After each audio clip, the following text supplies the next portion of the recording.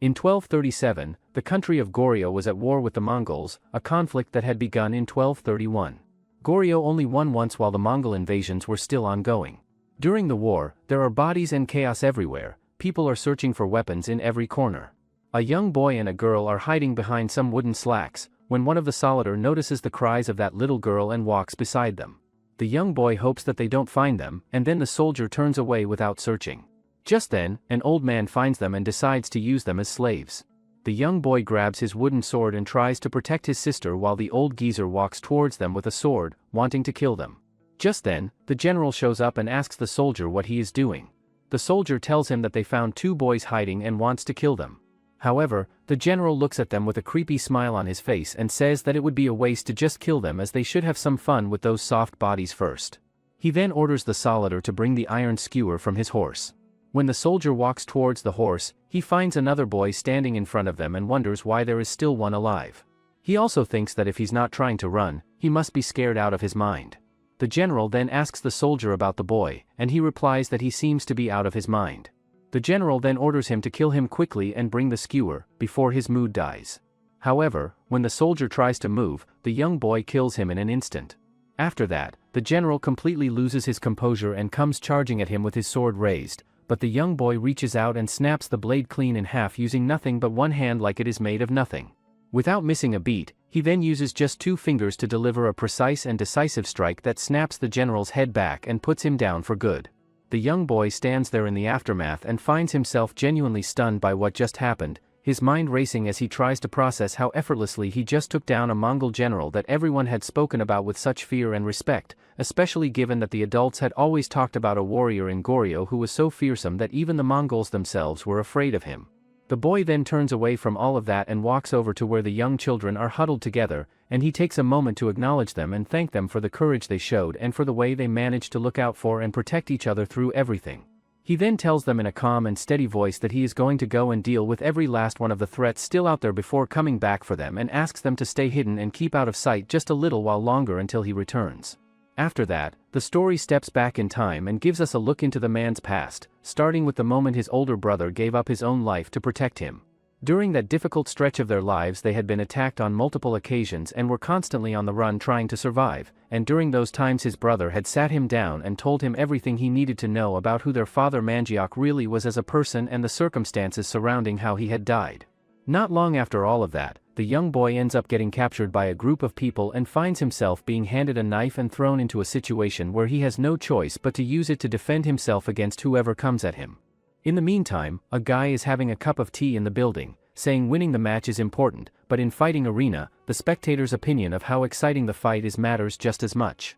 A girl named Hongseal, who is the arena owner, tells him that a match between 6 ordinary slaves who haven't become his warriors or arena fighters yet, versus his man is a useless fight with obvious outcome. She also says that she can't agree to a match when she knew from the start she will be losing a deal. However, the guy says that he will pay her the price of 20 slaves whether she win or lose, and she won't need to pay out any winnings. Hongseal then realizes that this guy is completely insane. She then tells him that she appreciates the offer, but it doesn't fit with her arena's principles. Hongseal's assistant leans in and quietly lets her know that this particular guy has some seriously powerful people backing him up behind the scenes, and while she is not thrilled about the situation at all, she makes it clear that there is no good reason to go out of their way to make an unnecessary enemy out of someone like that. Hongseal's assistant then turns to the guy and tells him smoothly that they will get everything prepared right away and follows that up by asking which warrior he is planning to send into the match on his end. The guy responds by saying that he is going to put his own personal bodyguard into the fight, and just one look at the bodyguard makes it obvious that this person is on a completely different and dangerous level compared to anyone else in the room.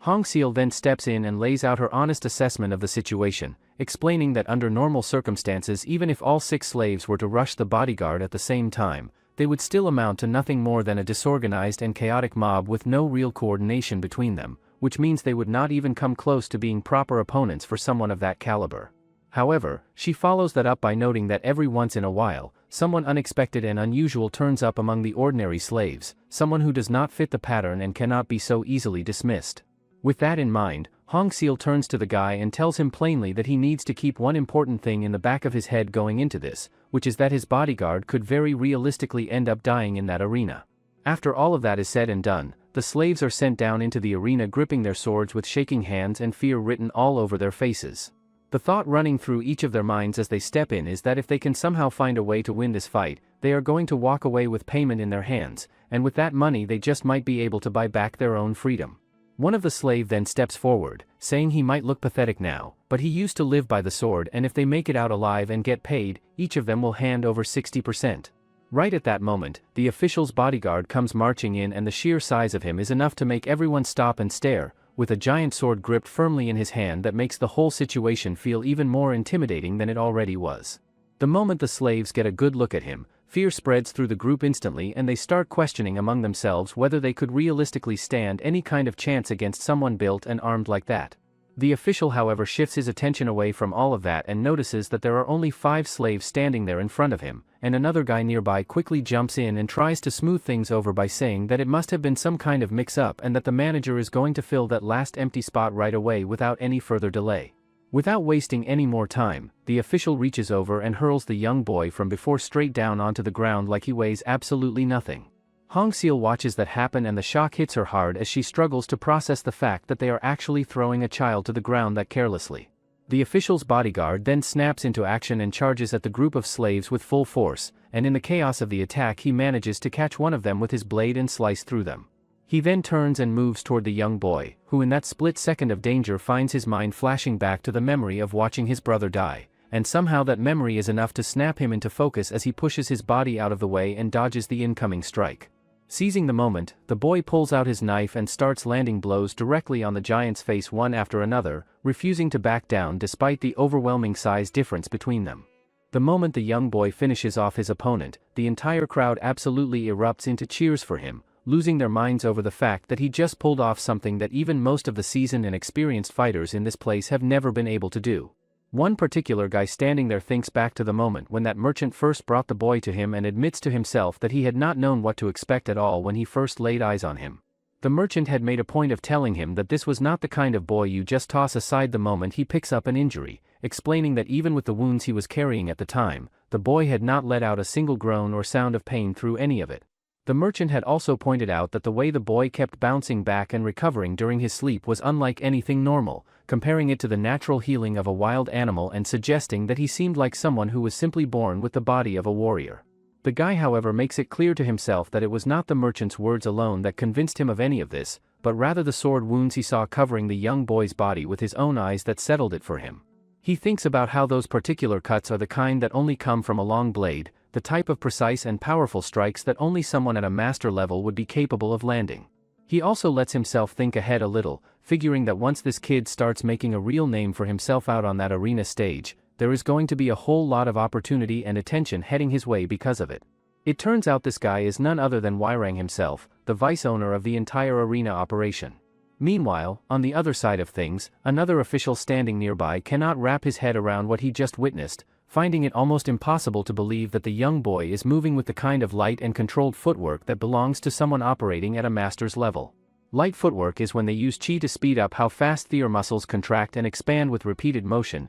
It can be applied to running, making their speed jump dramatically. At a master's level, the speed of muscle movement increases even more, so their power goes up to a degree and their jumping distance grows. He also thinks that it's amazing to see that young kid can use light footwork at a level that even speeds up his sword swings. Hongseal then turns to Wyrang and tells him to get the place cleaned up and make sure the guest is properly seen off before anything else. After that is handled, the guard rounds up all the slaves and calls them over to head back inside after handing over their weapons, but the young boy completely ignores the instruction and just stands there like he is somewhere else entirely in his head. The guard figures the boy is just completely out of it and riding some kind of high from having just killed someone for the first time and decides to drive a kick straight into him to snap him back to reality. The other slaves watch that happen and the shock of it lands hard on all of them as they stand there not knowing how to react. Right at that moment, another guard walks over and lets them know in a completely flat that getting hit is just a regular part of life around here, and that people have died from a lot less, so they had better get used to it quickly. Then out of nowhere, the guard who had just kicked the boy suddenly notices something is wrong and looks down to find that he is bleeding, and the confusion on his face is obvious as he tries to work out where the cut even came from, eventually piecing together that he must have caught the edge of the sword the boy had been holding at the exact moment his kick connected. The young boy then slowly pushes himself back up onto his feet and drops straight into a fighting stance, and the sight of it catches absolutely everyone around him completely off guard and sends a ripple of surprise through the whole group. The guard who is now bleeding does not take any of that lightly and immediately gets furious, snatching up his sword and deciding that this boy has clearly lost every last bit of his mind after what he just went through in that arena. Before he could do anything, another official named Bar steps forward and tells the boy to put the knife down. The young boy is trying to take everything in but finds that he cannot really make out what Bar is saying to him properly, and he thinks to himself that his head is still foggy and not fully clear from everything that just happened. He takes a moment to look Bar over and notices that he is completely unharmed and is not even standing in any kind of aggressive or attacking stance, which leads the boy to figure that Bar does not appear to have any intention of coming after him. At the same time though, he is very aware that there are still other people around him who are actively trying to attack him, and on top of that he has no idea where he even is right now, so he knows he needs to keep his guard up no matter what and not let himself get caught off balance. One of the slaves then speaks up and tells everyone that the reason the boy is not responding is because he cannot understand what Bar is saying to him. The guards turn to the slave and tell him to go ahead and explain what he means by that. The slave then tells them that he had heard the boy talking to himself at some point, and that when he did he was speaking in the Goryeo language. The slave follows that up by mentioning that he himself actually knows how to speak Goryeo, and offers to give it a try and see if he can get through to the boy by communicating with him in his own language. Deep down the slave is genuinely frightened about stepping forward and putting himself in the middle of a tense situation like this one, but the fact that this boy had just saved his life makes it impossible for him to just sit back and do nothing when he might actually be able to help. Bar takes that in and gives the slave the go-ahead, and the slave then slowly makes his way toward the young boy. He thanks him for fighting as he and the others were able to live. He then says that the fight is over now, so he should put that knife down. However, the young boy gets even more mad because he couldn't even save his brother. The boy ends up giving the weapon, and Bar thinks that what surprised him more than his light footwork was how bold he was. Later on, Hongseal pulls Bar aside and asks him what his honest take is on the young boy, and Bar gives her a straightforward answer, telling her that if the question is purely about whether the boy's skills are good enough to bring in profit for the arena then yes, he clears that bar without any problem, but if she is asking whether he fits what she is truly working toward in a deeper sense then he falls short of what she is looking for. Bar then goes into more detail and explains that when someone reaches a high level of skill at a young age, people tend to throw the word genius around pretty freely to describe them, but in his view that is not what real genius actually looks like. A true genius, he says, is someone who climbs to a level that nobody else can even come close to reaching or touching. Bar also points out that the boy has already stepped into the killing ground of the arena and made himself impossible to ignore in the process, which means the fights are only going to keep coming at him one after another from this point forward. On top of that, he notes that unlike the bodyguard the boy faced before, there are plenty of fighters spread throughout the mid-level arenas who are more than capable of reading and reacting to his speed without getting caught off guard by it. Hongseal then thinks through the implications of what Bar is saying and asks him whether sending the boy somewhere better would essentially just be the same as letting him walk free. Meanwhile, in a completely different part of the grounds, the slave from before finds a moment to talk to the boy and fills him in on just how massive the arena world around them really is, explaining that there are hundreds of arenas operating in this region alone and that because of that people have taken to calling the whole area the arena province. After that, some of the guards drag the prisoner out of the area, while a chief who has just finished putting together a meal for everyone brings it out to serve. The chief thinks to herself that even something as straightforward as making a single wok of fried rice becomes a whole production when you are surrounded by nothing but grown men all day long. She then glances around the space and spots the group of slaves that came in just yesterday, and right away she figures that they are about to use discipline as a convenient excuse to go ahead and bully them all over again like they always do. Then something catches her eye and stops her thoughts in their tracks, as she notices the young boy standing there among them and finds herself wondering what exactly he is doing in a place like this. The young boy meanwhile is taking in his surroundings and looks up above him, quickly realizing that the ceiling is completely blocked off and sealed up with no way through. He then starts quietly wondering to himself whether this whole place is supposed to be some kind of training yard. Right at that moment, another guy makes his entrance into the space, and the guard standing nearby tells him that he went ahead and gathered all the slaves together specifically to introduce them to him.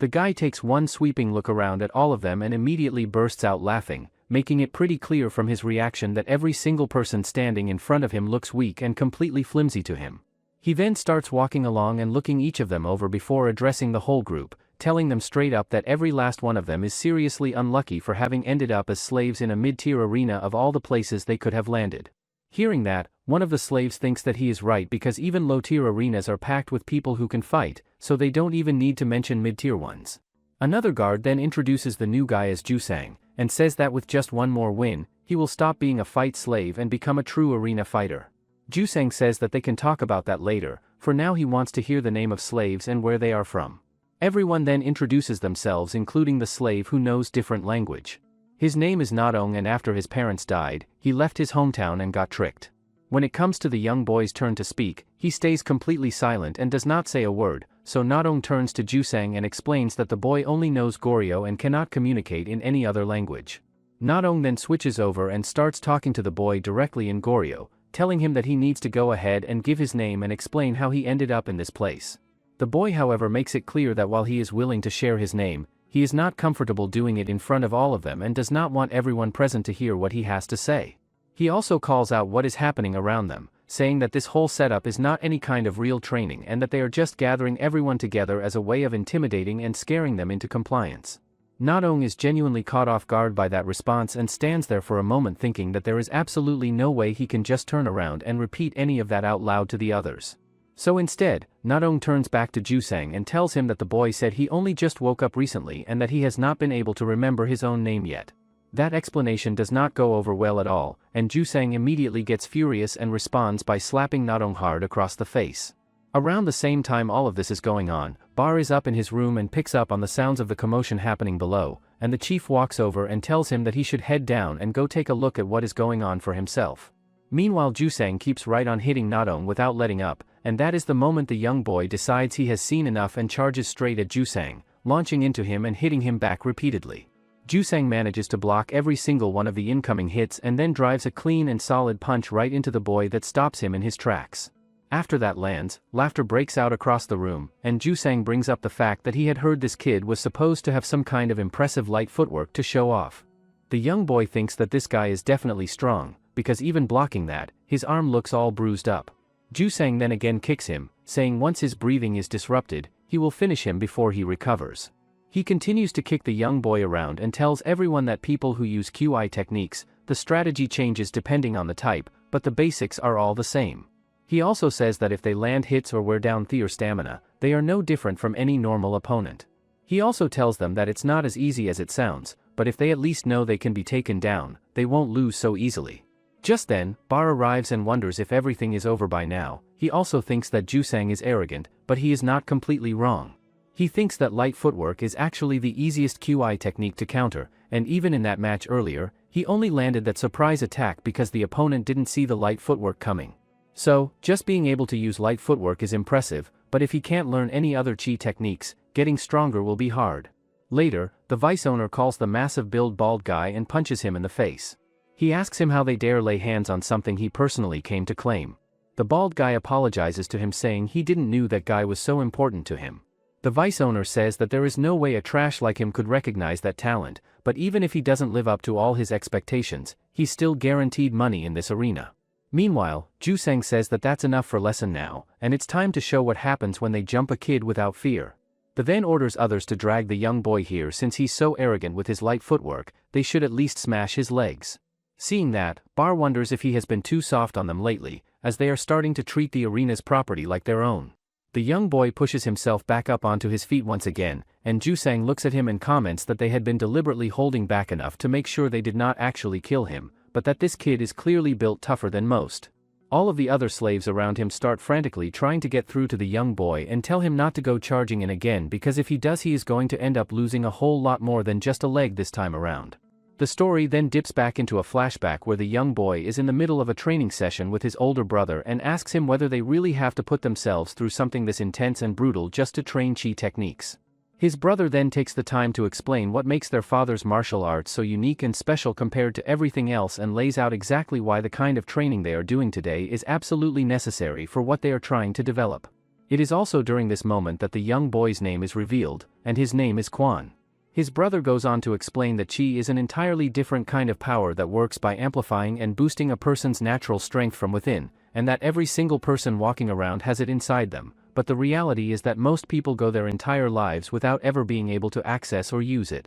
Even among the smaller group of people who can tap into it, the level of strength it produces varies significantly from one person to the next. He also explains that martial arts systems built around controlling and directing qi are referred to as qi techniques, and that most of these systems work by stirring and building up qi through very deliberate and controlled patterns of breathing. Snapping back to the present, Quan makes a decision in that moment and reaches back into everything his brother taught him, calling on the Jingak technique and putting it into motion, which immediately sends a visible wave of shock through everyone watching who had absolutely no idea what they were about to see. After making his decision, Quan launches himself straight at Jusang, and the moment he does, Jusang's expression shifts into one of pure shock as he realizes that this boy is actually pulling off light footwork at that level without any hesitation. Quan then follows through and manages to catch Jusang right in one of his eyes, damaging it, before driving a sharp and direct punch straight into his neck that takes a serious toll on him. Quan then follows all of that up by landing a hard kick right into Jusang's face to pile on even more damage, and then grabs him and slams him down onto the ground with everything he has. One of the other guards steps in at that point and drives a kick into Quan to try and force him to stop, and then calls out to the rest of the group, telling all of them that they need to stop holding back and just rush Quan all at once, making it clear that Quan is a killer and that he is not going to let any of them off easy if they give him the chance. Seeing that, Bar finds himself completely thrown off, because in all his years he has never once seen anyone manage to use a qi technique while in the kind of physical condition Quan is currently in, and he genuinely cannot wrap his head around how the boy is still pulling off light footwork on top of everything else. He also thinks back to the earlier match and recalls that Quan had used Jingak first before transitioning into the light footwork, and at the time that sequence had struck him as strange and out of place in a way he could not quite pin down. Now standing here watching it happen again, Bar arrives at the conclusion that Quan's level of talent is something that sits completely beyond anything he currently has the ability to measure or fully understand. Just then, Hongseal shows up and tells Bar to open the door. When Bar and Hongseal enters the ground, everyone is surprised to see them.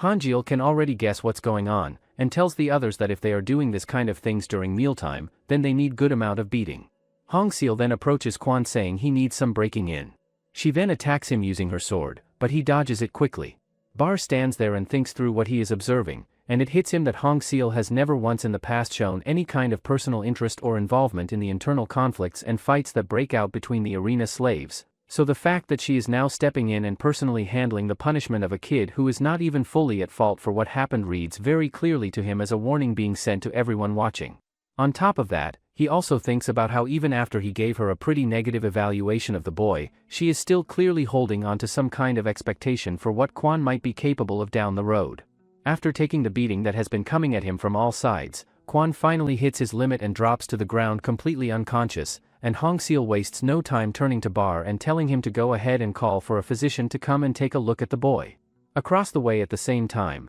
the chief finally lets out a long breath of relief now that she has actually gone ahead and spoken to Hongseal about the whole situation, and even though Quan ended up getting beaten up pretty badly in the process, she takes some comfort in knowing that something like this is not going to be allowed to happen again going forward. Sometime later, Nadong finally comes back to consciousness and opens his eyes to find himself wrapped up in bandages from head to toe, and notices right away that whatever he is lying on feels surprisingly soft beneath him. He then pulls his gaze around the room and the shock hits him instantly when he realizes that Hongseal herself is sitting right there in the same space as him. Nadong then snaps his head away as fast as he possibly can the moment he realizes that Hongseal is actually in the middle of changing her dress right there in the same room. The maid standing nearby points out that she had told Hongseal to go somewhere else to get changed just in case he happened to wake up while she was doing it, but Hongseal brushes the whole thing off and says plainly that she could not care less whether someone like him catches a glimpse of that. Nadong then shifts his attention and notices that Quan is sitting right there beside him, and asks him in a confused and groggy voice where exactly they are and how they ended up here. Quan fills him in and explains that the lady had brought in a doctor and made sure that both of them got properly treated and taken care of. That information hits Nadong in a way he clearly was not expecting, and he sits there struggling to wrap his head around the idea that there is actually someone operating within this arena who has the freedom and the authority to just go ahead and get arena slaves treated like that whenever she sees fit. It also starts coming back to him that on the very first day they were brought to this place, everyone around them had been greeting her as the owner of the whole operation. Nadong then turns toward Hongseal and immediately starts apologizing and asking for her forgiveness as fast as the words can come out of his mouth, but Hongseal simply tells him to stop talking and be quiet. As she looks over at Quan, however, something catches her attention and gives her pause, which is the fact that Quan is not trembling or cowering in front of her the way every other arena slave she has ever encountered would be in this situation. She also finds herself thinking back and recalling that even while he was in the middle of taking a serious beating, he never once flinched or showed any visible sign of fear throughout the whole thing. Hongseal then asks for his name, so Nadong quickly whispers to him that she is asking for his name and asks if he can just make one up. Since Kwon tells him to make it up, he tells her that his name is Byong. Nadong thinks that that was the name that popped into his head the first time he saw him, and the way he moved, like a flying shadow. Byong then asks him who is that ill-tempered woman over there, and Nadong gets freaked out to hear that. He tells him that he can't just that like that and he might get killed around here for having the wrong look on his face when he talks. Surprisingly, Hongseal knows the language and tells him that the ill-tempered woman is Hongseal, the owner of this arena. Nadong then asks for forgiveness, and says that Kwon doesn't like saying his name, so he just made one up for him. Hongseal tells him to calm down and stop making so much noise and makes it clear that she does not go around making judgments based on small and insignificant things, and that what she actually judges is only what she can directly see and observe for herself. She also tells him that if he likes the name he has been going by, then that is perfectly fine and there is nothing more to say about it. Hongseal then announces that she is going to call him Byong from this point forward and tells him to get up and come along with her. Earlier, Bar had sat down with her and told her that Byong is not just someone with a large capacity but that his vessel itself is on an entirely different level compared to anyone else. Bar had gone further and explained that the reason he had struggled to give a proper evaluation of him was because a talent like his was simply something he had never even thought to imagine could exist, and that if Byong continues to grow and develop from where he currently stands, he could end up becoming a top-tier master the likes of which nobody has ever seen before. Snapping back to the present, Hongseal takes him out to a market, and as she walks she thinks to herself that before they even begin thinking about training him the right way, there is something far more important that needs to be established first, and that thing is loyalty and trust. Right at that moment, the arena owner himself, whose name is Hogwang, shows up out of nowhere and immediately starts mocking Hongseal, making a dig about how she has apparently taken up babysitting as a new hobby. He also makes it clear that the two of them both know perfectly well that slave arena fights are nothing more than a business at the end of the day, and that if she is genuinely serious about moving up and competing at a top-tier arena level, she is going to need real and serious talent to make that happen. He then steps aside and introduces his own slave, whose name is Jayong, someone he says he went out and personally scouted himself. Jayong takes one look at Byong and says that he looks so completely weak and underwhelming that if he does not turn around and run away right now, he could end his life right here on the spot with a single blow. Byong's response to all of that is not exactly what anyone was expecting, as he simply starts yawning and casually mentions that sitting around listening to people chatter away in some language he does not understand has a way of making him feel incredibly sleepy. Hongseal then turns to the other guy and smoothly explains that this kid is not really one for long conversations and follows that up by saying that the two of them need to get moving because they are already running behind schedule. Jayong then leans over to the guy and asks whether he wants him to just go ahead and take the kid out right here and now, but the guy tells him to hold off and wait, explaining that people are going to start paying closer attention to and watching out for Byong's chi technique now that they have seen what he can do, so for the time being Jayong should put all of his energy into his own training and development. Meanwhile, on the other side of things, Hongseal picks out some really good and tasty food and buys it for Byong, thinking to herself as she does that for kids, whoever feeds them something delicious automatically starts to feel like a trustworthy and good person in their eyes, and if Byong starts seeing her that way, then earning his trust is going to come naturally from there. When Byong sees the food in front of him, something in him shifts and his mind gets pulled back into the past to a memory of his brother giving him the exact same kind of thing back when they were still together. He thinks about how much younger he was during those days and how he had absolutely no real understanding at the time of just how hard his brother was working and sacrificing to make those small moments possible for him. Then as the two of them are walking along, Byong quietly spots a homeless kid on the side of the road, and without making any kind of big deal out of it, he walks over and hands the food over to the child instead of keeping it for himself. Hongseal asks him why he is not eating it when she went out of her way to buy that, as once he goes back to the arena, he won't be able to eat treats like this. Byong says that he doesn't deserve stuff like that and just need whatever food keeps his body in shape to fight. Hongseal then takes him to a restaurant and tells him to at least eat his meal, as he himself said that he needs to eat if he is going to keep fighting. Byong settles in and starts eating, and while he does, Hongseal takes the opportunity to ask him something that has clearly been on her mind, which is how it is that he never once tried to make a run for it even during the moments when he clearly had the chance to do so. Byong looks at her and asks her straight up why he would ever want to run away in the first place, and she responds by pointing out that if he goes back to the arena he is going to be thrown into fight after fight where death is always a very real possibility waiting for him. Byong takes that in and tells her simply that the only reason he is staying and not going anywhere is because fighting is exactly what he came here to do, which clearly catches Hongseal completely off guard. He then goes further and explains that his plan is to become the strongest person in this entire place, and once he has done that he will walk out on his own terms, and nothing about that plan involves running. Hearing that, Hongseal finds a genuine smile spreading across her face as she thinks to herself that she is starting to like this kid increasingly with every passing moment. She then reaches over and helps him out by scooping more food onto his spoon, and that small gesture unexpectedly triggers something deep inside Byong as it reminds him of his brother doing something just like that for him back in another time. The memory hits him harder than he expects and tears start quietly forming in his eyes, and Hongseal notices and finds herself wondering whether his thoughts have drifted back to his family. She then thinks through the situation and realizes that if she moves in and offers him comfort right at this moment, it could soften something in him and push him toward following her lead more willingly. She reaches out and gently pats him on the head, but Byong does not lean into it and instead tells her not to do that. Several years pass, and the scene jumps forward to the arena where a guard comes to find Byong and tells him that it is time for him to go out and fight. Byong, who is now visibly stronger than he has ever been before, simply looks up and says that he is ready. The guard then turns to him and asks why he bothers going through all of that every single day without fail and tells him that at the very minimum he should at least be saving his energy and strength for the actual matches that matter. Byong simply replies that what he just did was nothing more than a warm-up to get himself loose before the real fight gets underway. The guard does not let it go and starts up with the mocking again, so Byong does not waste any time and tells him straight to his face that he is so far above him in terms of strength that he could put him on the ground and knock him out in a single shot without breaking a sweat. On his way out to the arena, Byong comes across a group of the other slaves who let him know that they have all come out to watch his match and cheer him on. They also open up a little and admit that while they have managed to stay alive up to this point, the reality of their situation is that any given day could be their last and there is nothing they can do to guarantee otherwise. Byong listens and then tells them plainly that whoever he is being put up against today is not something they need to spend any energy worrying about because he is going to handle it, and that their focus should be on looking out for themselves instead. Nadong stands there listening to all of this and thinks quietly to himself that they all already know deep down just how far above them Byong really is in terms of ability, even without him ever having to say it out loud. But at the end of the day, no matter how strong he gets or how many fights he wins,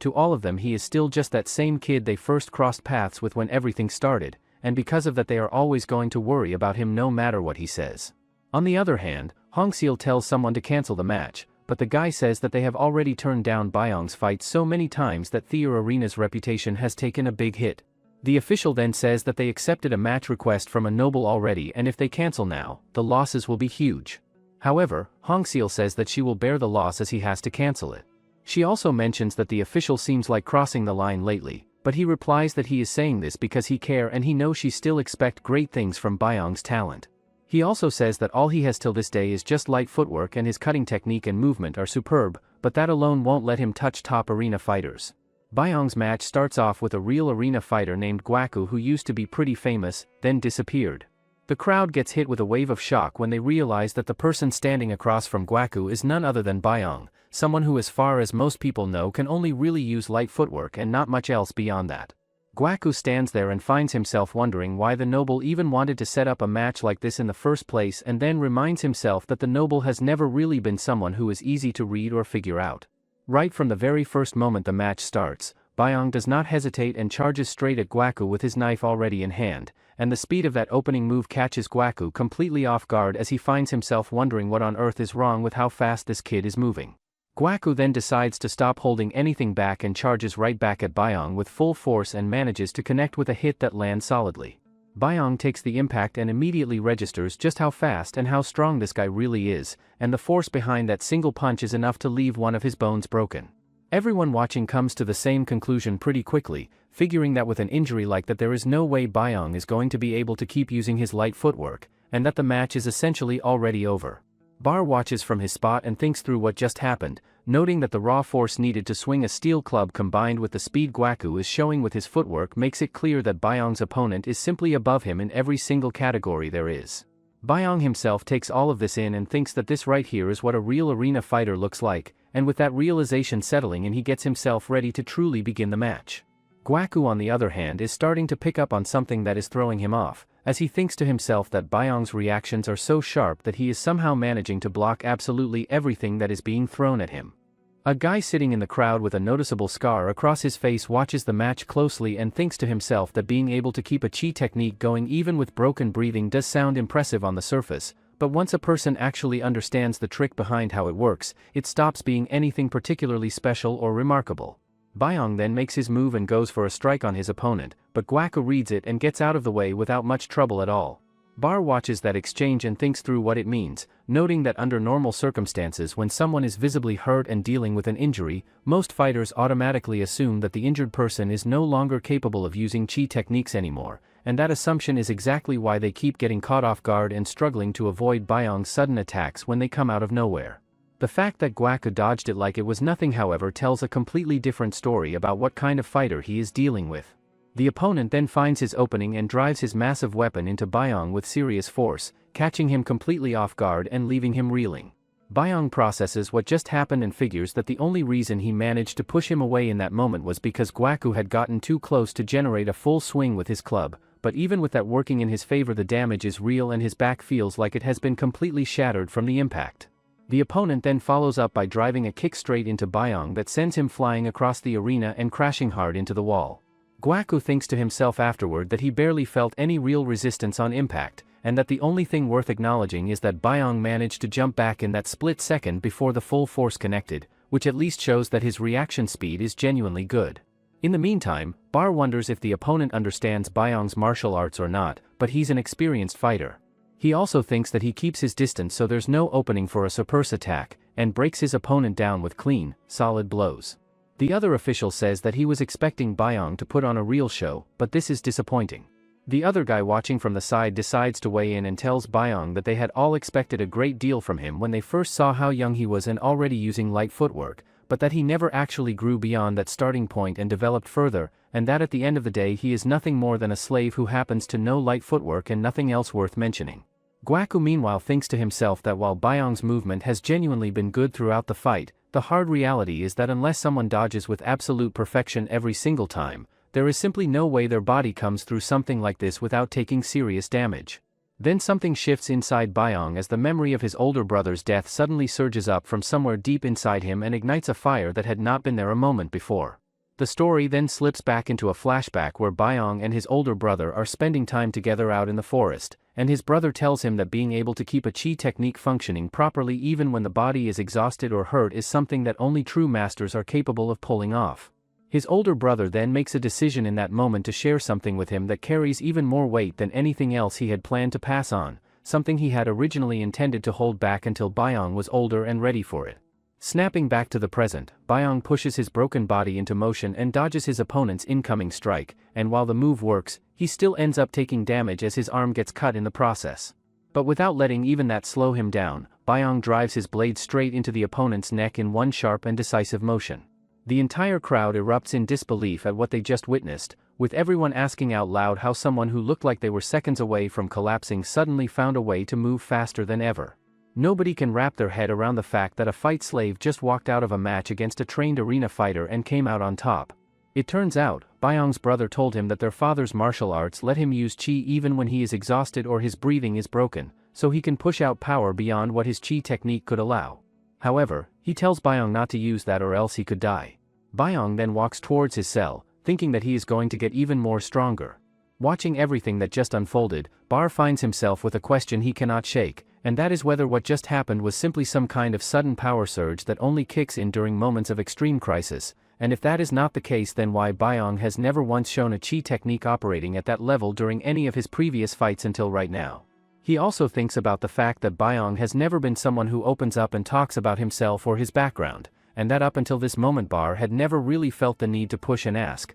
but now for the first time he finds himself genuinely curious about the martial arts Byong has been trained in and who exactly the person behind that training was. As it turns out, chi techniques as a whole are generally broken down and categorized into three distinct types, which are light body techniques, power boosting techniques, and explosive chi techniques. Light body techniques work by using chi to speed up the rate at which the muscles contract and release during repeated movement, and because of that they can be applied to continuous motion in a way that typically makes explosive running significantly faster than it would be otherwise. When someone reaches the master level with this type of technique, the increased speed of the muscles also starts generating a noticeable boost in raw power as a secondary effect, and it also extends the distance and height of their jumps in a way that would not be possible without it. Power boosting techniques on the other hand work differently by directing chi specifically into concentrated muscle groups, which results in a significant increase in the person's ability to lift heavy things and maintain a crushing grip strength that goes well beyond what the body could produce on its own.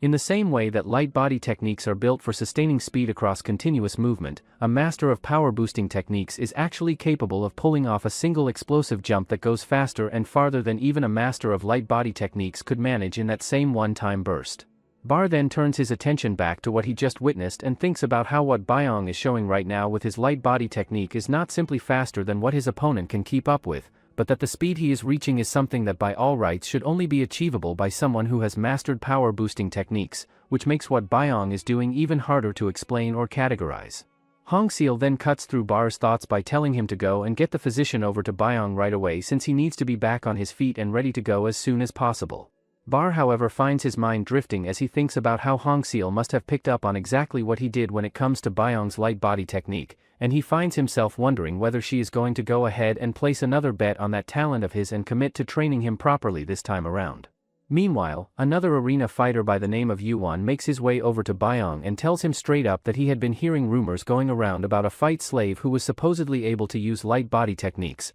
but that he honestly never expected the reality of it to be anywhere near as impressive as what he just saw with his own eyes. He also says that if he beat him, he can become an arena fighter here on the spot and asks if he wants to give it a try. Byong just walks by him saying if he moves to another arena he might think about it. Later, Byong gets checked up by a physician who tells him not to move too much for a while, or else the bone won't set properly. Hongseal then arrives and hits Byong in the head out of nowhere, saying if he is going to train by jumping into life or death matches, he might as well say he want to die. Just then, a granny shows up who is the arena overseer and says that they should bury Byong here and end it. After that, Bar arrives and informs Hongseal that the vice owner forced another reckless match. As it turns out, the other slaves find themselves going up against a mysterious guy whose face is partially hidden and carries a noticeable scar across it. One of the slaves thinks to himself that if this person is an actual arena fighter then he is going to be dealing with someone on a seriously dangerous level of strength. The mysterious guy then reaches up and pulls off his mask and hat,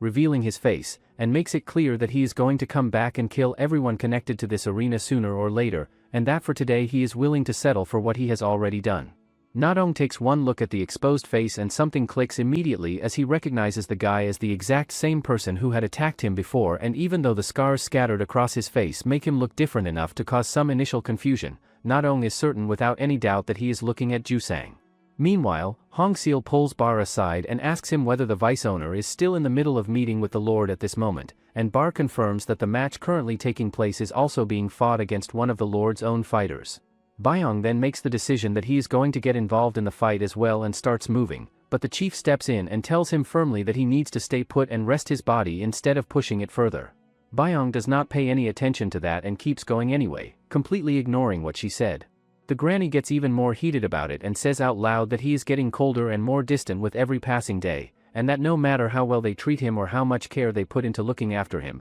he never once shows any appreciation for any of it. The granny then says that if he were only cold, she wouldn't give a damn, but the problem is, when he first came in, she ended up watching him with her. She also says that he was strange from the start, and one day, he gave his own blanket to someone who was sick, and another day, he gave his meal to someone who'd grown weak. She also brings up the fact that whenever he comes across someone bullying or picking on those who are weaker and cannot defend themselves, he does not think twice about it and knocks the offender away without any hesitation whatsoever. She then adds that she has seen a whole lot of different things and all kinds of people throughout her life, but that he is genuinely the only person who has ever managed to shock her the way he does. The granny also points out that in a place where simply keeping yourself alive from one day to the next is already a hard enough challenge on its own, she has never once in all her time there seen anyone actually take it upon themselves to look out for others the way he consistently does, and that is something she has never forgotten. Back down on the ground, one of the slaves tries to reach out to Jusang and asks him how he has been doing all this time and then tells him that they really need to go ahead and bring the match to a stop before things get any worse.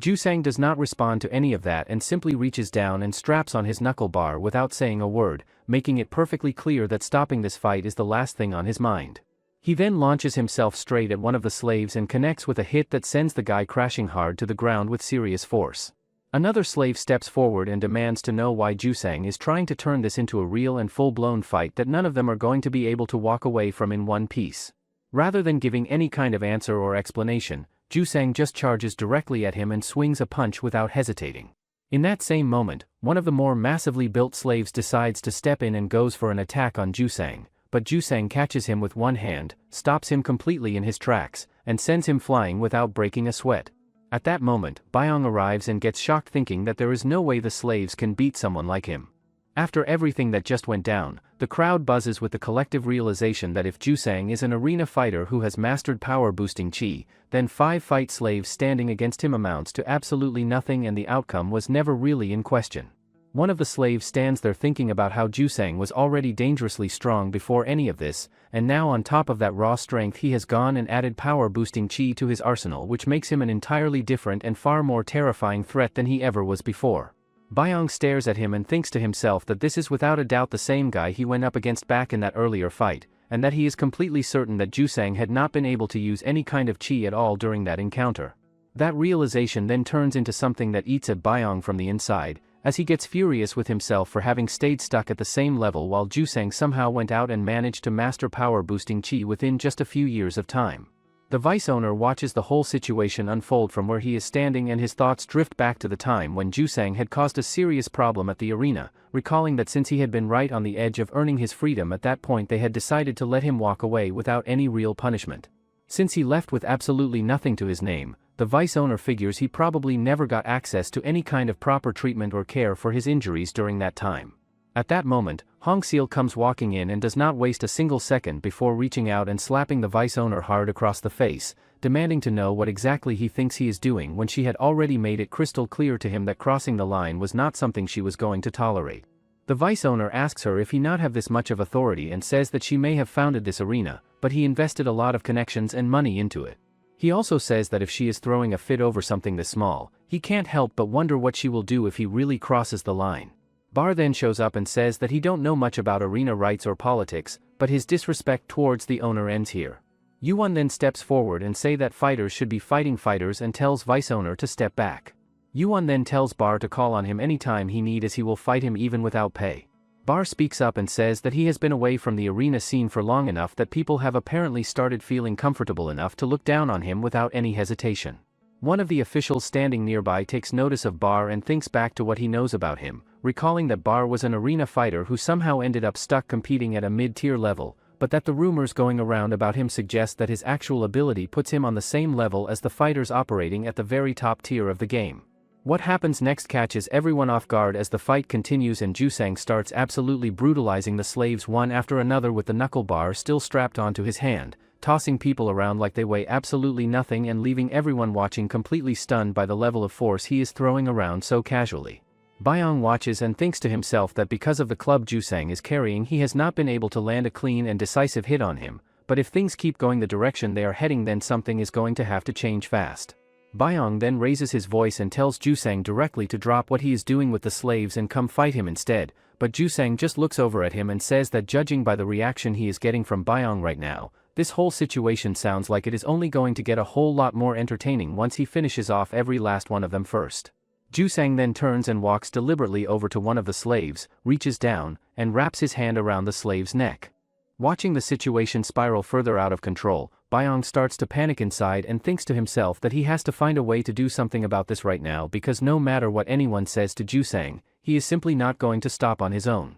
Flashing back to the night before, Nadong is sitting there repeatedly banging his head against the wall while the others watch him and try to figure out why he is putting himself through that without having eaten anything either. One of them points out that tomorrow is going to be the first time Nadong has ever had to go into a fight completely on his own without anyone beside him. Byong, who is in the middle of his own training nearby, weighs in and says that if Nadong has that kind of time and energy to spare, he should be using every bit of it to think seriously about how he is going to approach the fight instead of wasting it on worrying. Nadong fires back and tells him that it is easy for someone like him to say something like that because he is strong, and that people who are weak do not have the luxury of just switching off the worry the way he makes it sound. Byong pushes back and says that this is actually the exact reason why he thinks harder than anyone else about how to fight, and he tells Nadong straight that if all he does is sit around worrying about how strong his opponent is, then he is already as good as dead and he would be far better off spending that energy trying to figure out at least one way to catch his opponent off guard with an ambush. Nadong asks him how a person is even supposed to go about finding that kind of approach when they are in that position,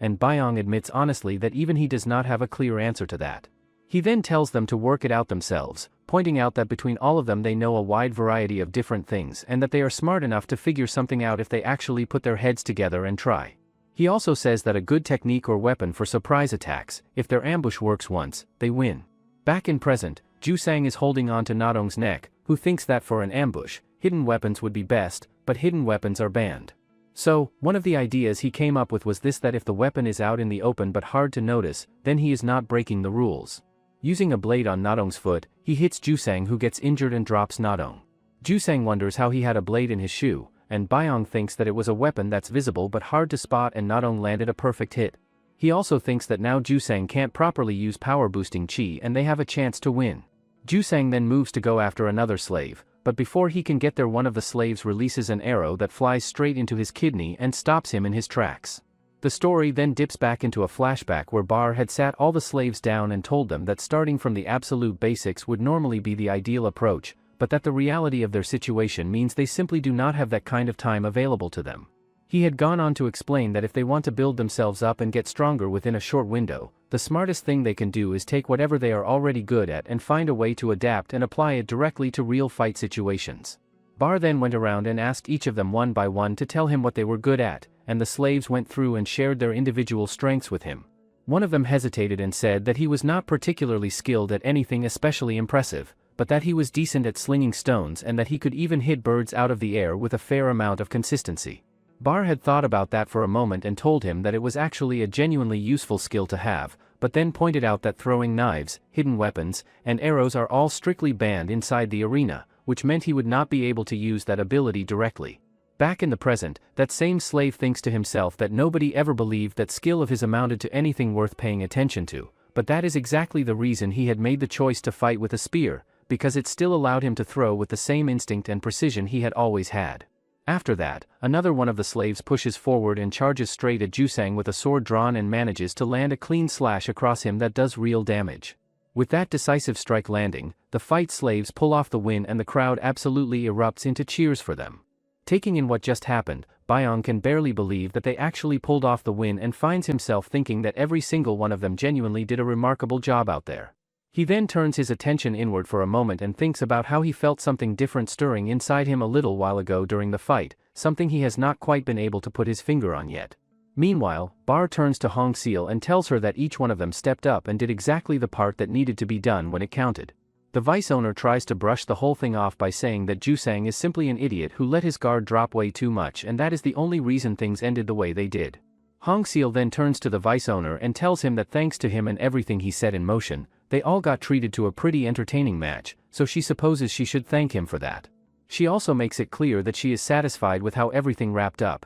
and since their guest is still present, she says they should go ahead and call it a day and leave things where they stand. Before she turns to walk away though, she stops and leaves the vice owner with one final thing to think about, telling him plainly that if he has no intention of actually listening to what she says and respecting the boundaries she has set, then he should pack up all of his fighters and slaves and get out of her arena entirely. Bar also takes a moment to address the fighter standing there and tells him that if the day ever comes where he walks out of this arena for good, he should look Bar up because he will be more than happy to give him all the fights he could ever want. The official then tells vice owner that he held back well, and for now he should stay low. Back in the cage, all the slaves receive their treatment and finds Byong sleeping. They talk about how he doesn't care if his comrades live or get hurt and he is just a cold-hearted kid who doesn't care about anything. Nadong says that they all know if something bad happened to them, Byong would do something, no matter what. In a flashback, Byong asks his brother why it is that they never pick up and use weapons during their training. He also brings up the point that if they went ahead and started training with weapons, getting stronger would probably come a whole lot more easily and quickly for both of them. His brother responds by explaining that their father's martial arts simply do not incorporate weapons as part of the system, and just as he is about to reveal something that sounds like it carries real weight and importance behind it, Byong suddenly snaps awake and the moment is gone before he can hear the rest. Byong immediately turns his frustration toward Nadong for waking him up, and Nadong tells him to stop wasting time being annoyed because Bar has been looking all over for him and he needs to get moving right away. Despite that, what is really eating at Byong as he gets up is the fact that he cannot remember what his brother was about to tell him, and the feeling that whatever it was carried some kind of real significance keeps nagging at him. Byong then makes his way over and meets up with Bar, who brings him to a specific spot and explains that what they are about to do here is also a form of training in its own right, because watching truly strong people go up against each other and feeling something from that experience has the potential to awaken something inside a person that normal training simply cannot reach. It turns out that the fight they are there to watch involves none other than Jaeyoung, who is squaring off against another arena fighter, and Bar tells Byong to keep his eyes locked on Jaeyoung the entire time because even though he comes from a mid-tier arena background, the level he actually fights at belongs firmly in the top-tier conversation. Jaeyoung's opponent takes one look at the situation and decides to open things up by mocking them, saying that Jaeyoung looks like nothing more than a kid standing across from him. Jaeyoung finds himself thinking that he might have actually crossed paths with or seen Jaeyoung somewhere before, but he quickly pushes that thought aside and tells himself that it does not matter either way and that nobody cares whether he has seen him before or not. What he does acknowledge though is that if Bar is watching to see how he reacts and takes things in, then he should at least make sure he actually pays proper attention to what is happening in front of him. The match then gets underway with fighter Dohak stepping into the ring to go up against Jaeyoung, who has already built up a reputation as something of a genius in the arena world. The visiting arena owner looks around and takes in the whole setup, and thinks to himself that he has traveled to and visited a whole lot of different arenas throughout his time in this business, but that this particular one stands out as genuinely unique in the way it is put together,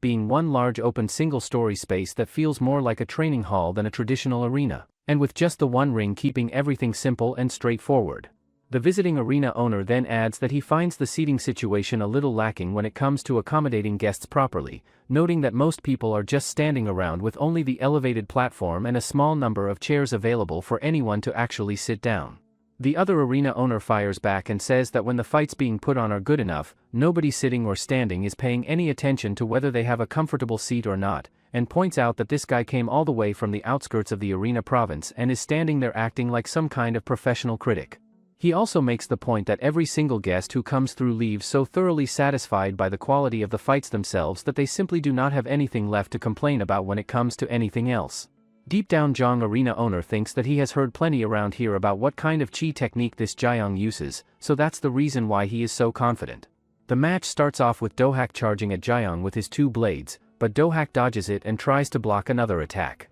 Dohak gets surprised to see that his arm didn't get cut off. Surprisingly, Dohak's sword breaks on the ground, and he thinks that he heard Jaeyoung used body hardening chi, but he still can't cut him with his great sword. It turns out, body hardening chi is the technique that makes the muscles harder by circulating chi. Seeing that, another arena owner also gets surprised thinking that he has never seen body hardening like that before. However, the arena owner thinks to himself that the level of body hardening Jaeyoung is displaying is something that only a handful of the very best fighters operating in the highest ranking arenas have ever been able to achieve, and that there is simply no way someone running a backwater mid-tier arena like this one has ever come across anything like it before in their life. Dohak then makes another attempt and comes at Jaeyoung with a different sword, but that one breaks apart just as easily as the last one did without doing anything meaningful. After that, Jaeyoung drives his bare hand straight into Dohak and stabs through him, and even after the outcome of the fight has been decided and it is clearly over, he keeps right on going and continues attacking Dohak without pulling back at all.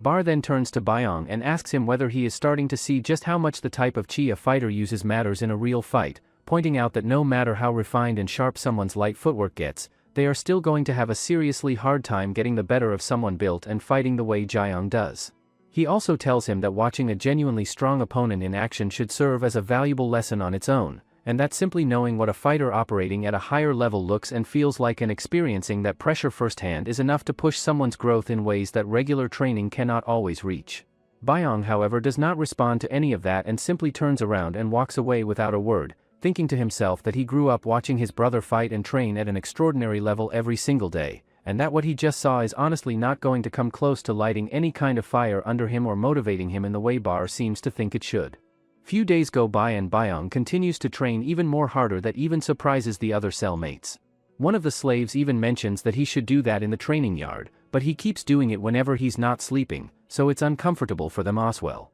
Nadong puts his hand over his mouth saying if he keeps it up, Byong might get really mad. Nadong thinks that something is definitely wrong and how he always felt like he was hiding his anger before, but this is the first time he has seen him bare his fangs alone like that. In a flashback, Byong's brother is training in the forest by breaking trees as if they are piece of cake, and Byong asks him when he will be able to do this too. Byong's brother tells him that he will need to use power-boosting chi and body-hardening chi first. That makes Byong excited. Byong's brother then explains that their father's martial arts can only be learned by someone with the talent to feel both body movement and the flow of chi very precisely, and not just anyone can learn them, but once he passed the first step creating the flow of chi through Jingak, he can use light footwork, power boosting, and body hardening chi. He also says that if he builds a feel for strength by training how he uses its power every day and get used to adding the flow of chi to his movements with light footwork, then all chi techniques becomes possible. Back in present, Byong thinks that he CNA use strength like brother, and he can use light footwork like brother, but he is furious about not being able to use another chi.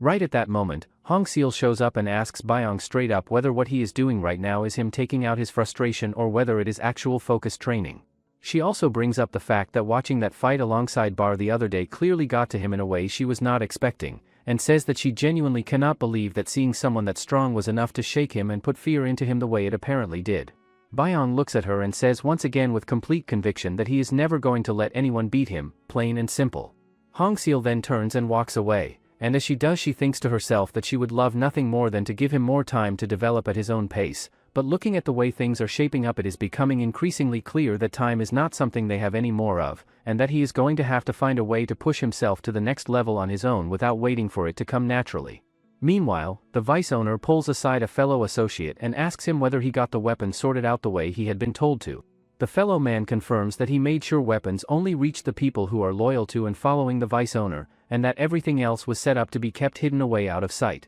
The vice owner then tells him that when he gives the signal later today, everything gets set into motion and they move forward with the plan. That catches the fellow man completely off guard and the shock registers clearly on his face. The vice owner then lays out exactly how things are going to go, telling him that the owner is going to be taken alive while everyone else is simply going to die. At that exact same time, Jiang's owner makes his way over to Hongseal and informs her that he is there to put forward a challenge with his representative Bar as the target. Hongseal speaks up and tells him straight that Bar is not operating at a mid-tier arena level at all, and the other guy responds by saying that the same thing applies to their side as well and that they should not be underestimated either. Hongseal thinks to herself that she already knows full well how impressive Jiang's body-hardening chi really is, but that the other guy is coming in with an awful lot of confidence that she finds a little hard to just take at face value. She then lays out the terms and reminds everyone that one of the fundamental rules of the arena province is that the side being challenged is the one who gets to set the stakes, and she announces that she is going to put up 10 gun of silver on top of whatever the spectators bring in through their own bets.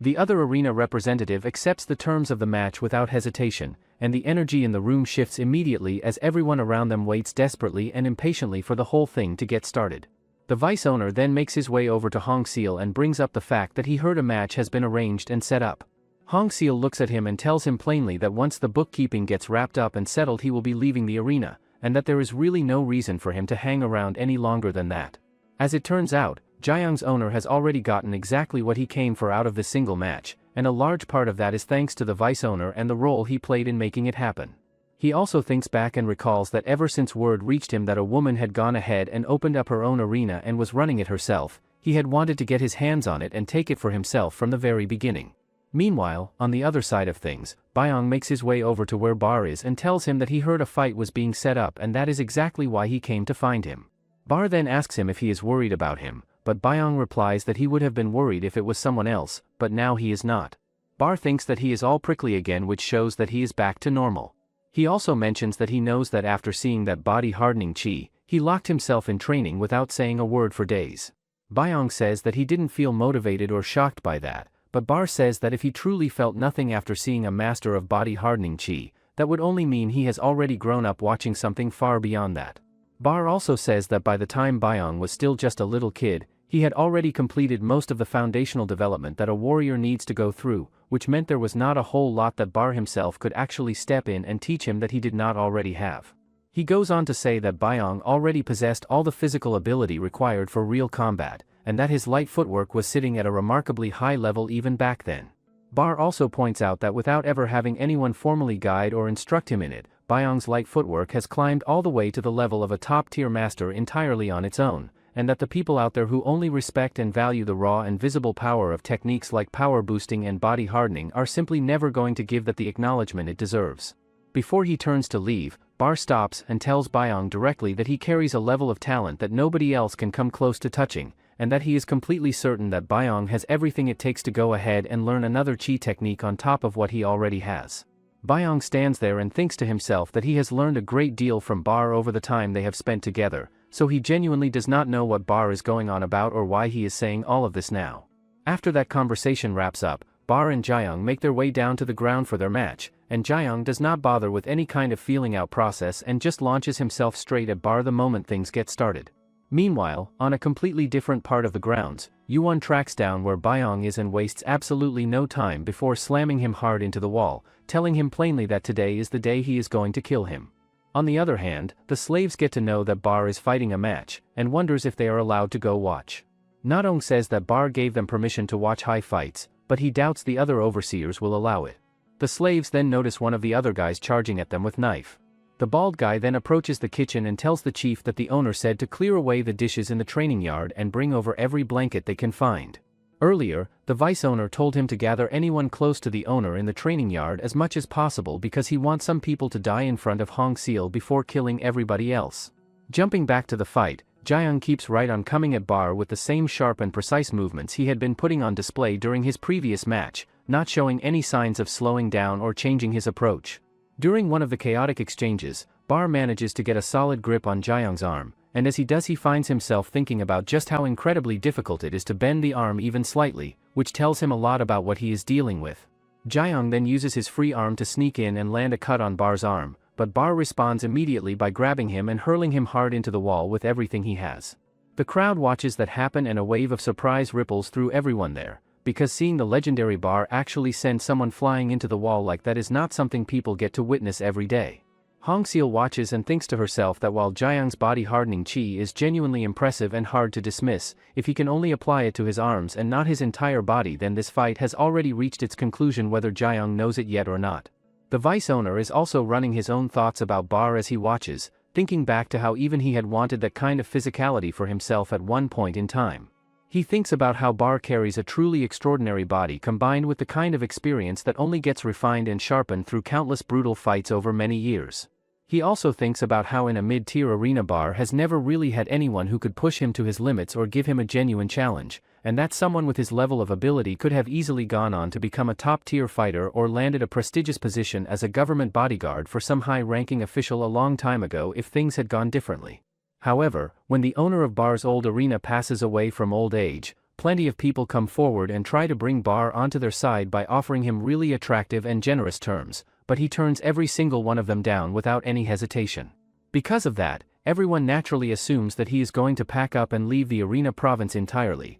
but instead he ends up joining someone that nobody saw coming and that catches the whole community completely off guard. The vice owner still has no real understanding of why Bar made the choice to serve a woman who seemingly appeared out of nowhere with no established reputation behind her, and at this point he has stopped caring about figuring it out. Hong Seal then turns her attention to the fight and notices that Jaeyoung is pushing himself back up onto his feet once again, which genuinely surprises her because under normal circumstances anyone who had been slammed into a wall with that kind of force would have walked away with a broken back and nothing left to give. Bar watches Jaeyoung stand up and starts wondering to himself whether Jaeyoung might actually be running some kind of body hardening technique across his entire body that is allowing him to absorb damage at a level that should not be physically possible. The vice owner meanwhile has his own thoughts running through his head, and he thinks about how Bar has been the single biggest obstacle standing in the way of this entire operation going smoothly, and that for the plan to have any real chance of working out the way it needs to, Bar either has to be killed outright or put out of commission with serious enough injuries that he cannot interfere. Right at that tense moment, a mysterious figure slips in and presses a cloth soaked in something against Hong Seal's nose, and she loses consciousness almost instantly. At the exact same time on the other side of things, Bar manages to drive Jaeyoung crashing hard into the wall once again with another powerful and decisive strike. The vice owner turns to the official and comments that the fight is getting more and more entertaining to watch with every passing moment and says that it is genuinely a shame that he has to step away from it. He then tells the official that he is going to go ahead and take control of the Lord's property and make sure she gets delivered safely to his house, and that once the match wraps up the official can head straight back without any issues. The match then continues and Bar puts on a display of raw and impressive strength that leaves Jaeyoung with virtually no room to fight back or create any kind of opening for himself. As the exchange goes on, Bar takes note of something specific about Jaeyoung and notices that his fingertips are as sharp and precise as blades while his fists carry the kind of crushing density that makes them feel like iron clubs when they connect. The official then turns to the vice owner and points out that Bar appears to have the clear upper hand in the fight and asks whether he is comfortable with how things are going.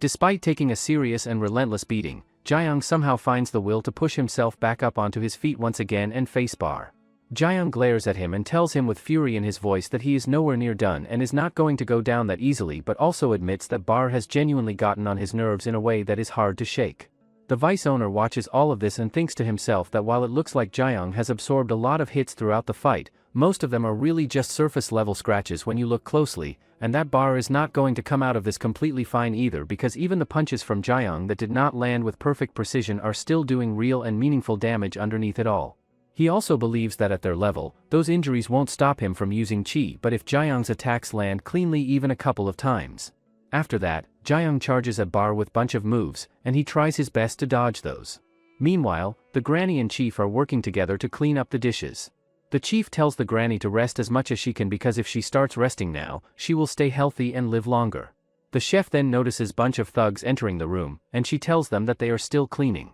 One of the guys says that they have to stay here, so they shouldn't worry about them. Hearing that, the chief looks around with a confused expression and wonders what on earth is going on with the atmosphere around here and why everyone is gathered in this spot when they should all be over at the training yard where they belong. Meanwhile, the fight between the slaves and the bad guys is still very much ongoing, but the slaves are somehow holding their own and managing to take down their opponents one by one through sheer determination and teamwork. Nadong calls out to his comrades and tells them that they absolutely need to get their hands on weapons as soon as possible, which means they have to make their way to the training yard right away, and on top of that they have to find Bayoung before anything else happens to him. As Nadong looks around and processes everything unfolding around him, he picks up on the fact that they are clearly not the only ones being targeted in all of this, and that the sheer scale and coordination of everything happening at once points very clearly to the fact that there is a specific goal behind it all and that somebody with a plan is pulling every string from behind the scenes. At the same time, Bayoung is locked in on the power-boosting chi that his opponent is putting out and thinks to himself that this guy's level might actually be right up there with Bar, which tells him everything he needs to know about how dangerous this fight really is.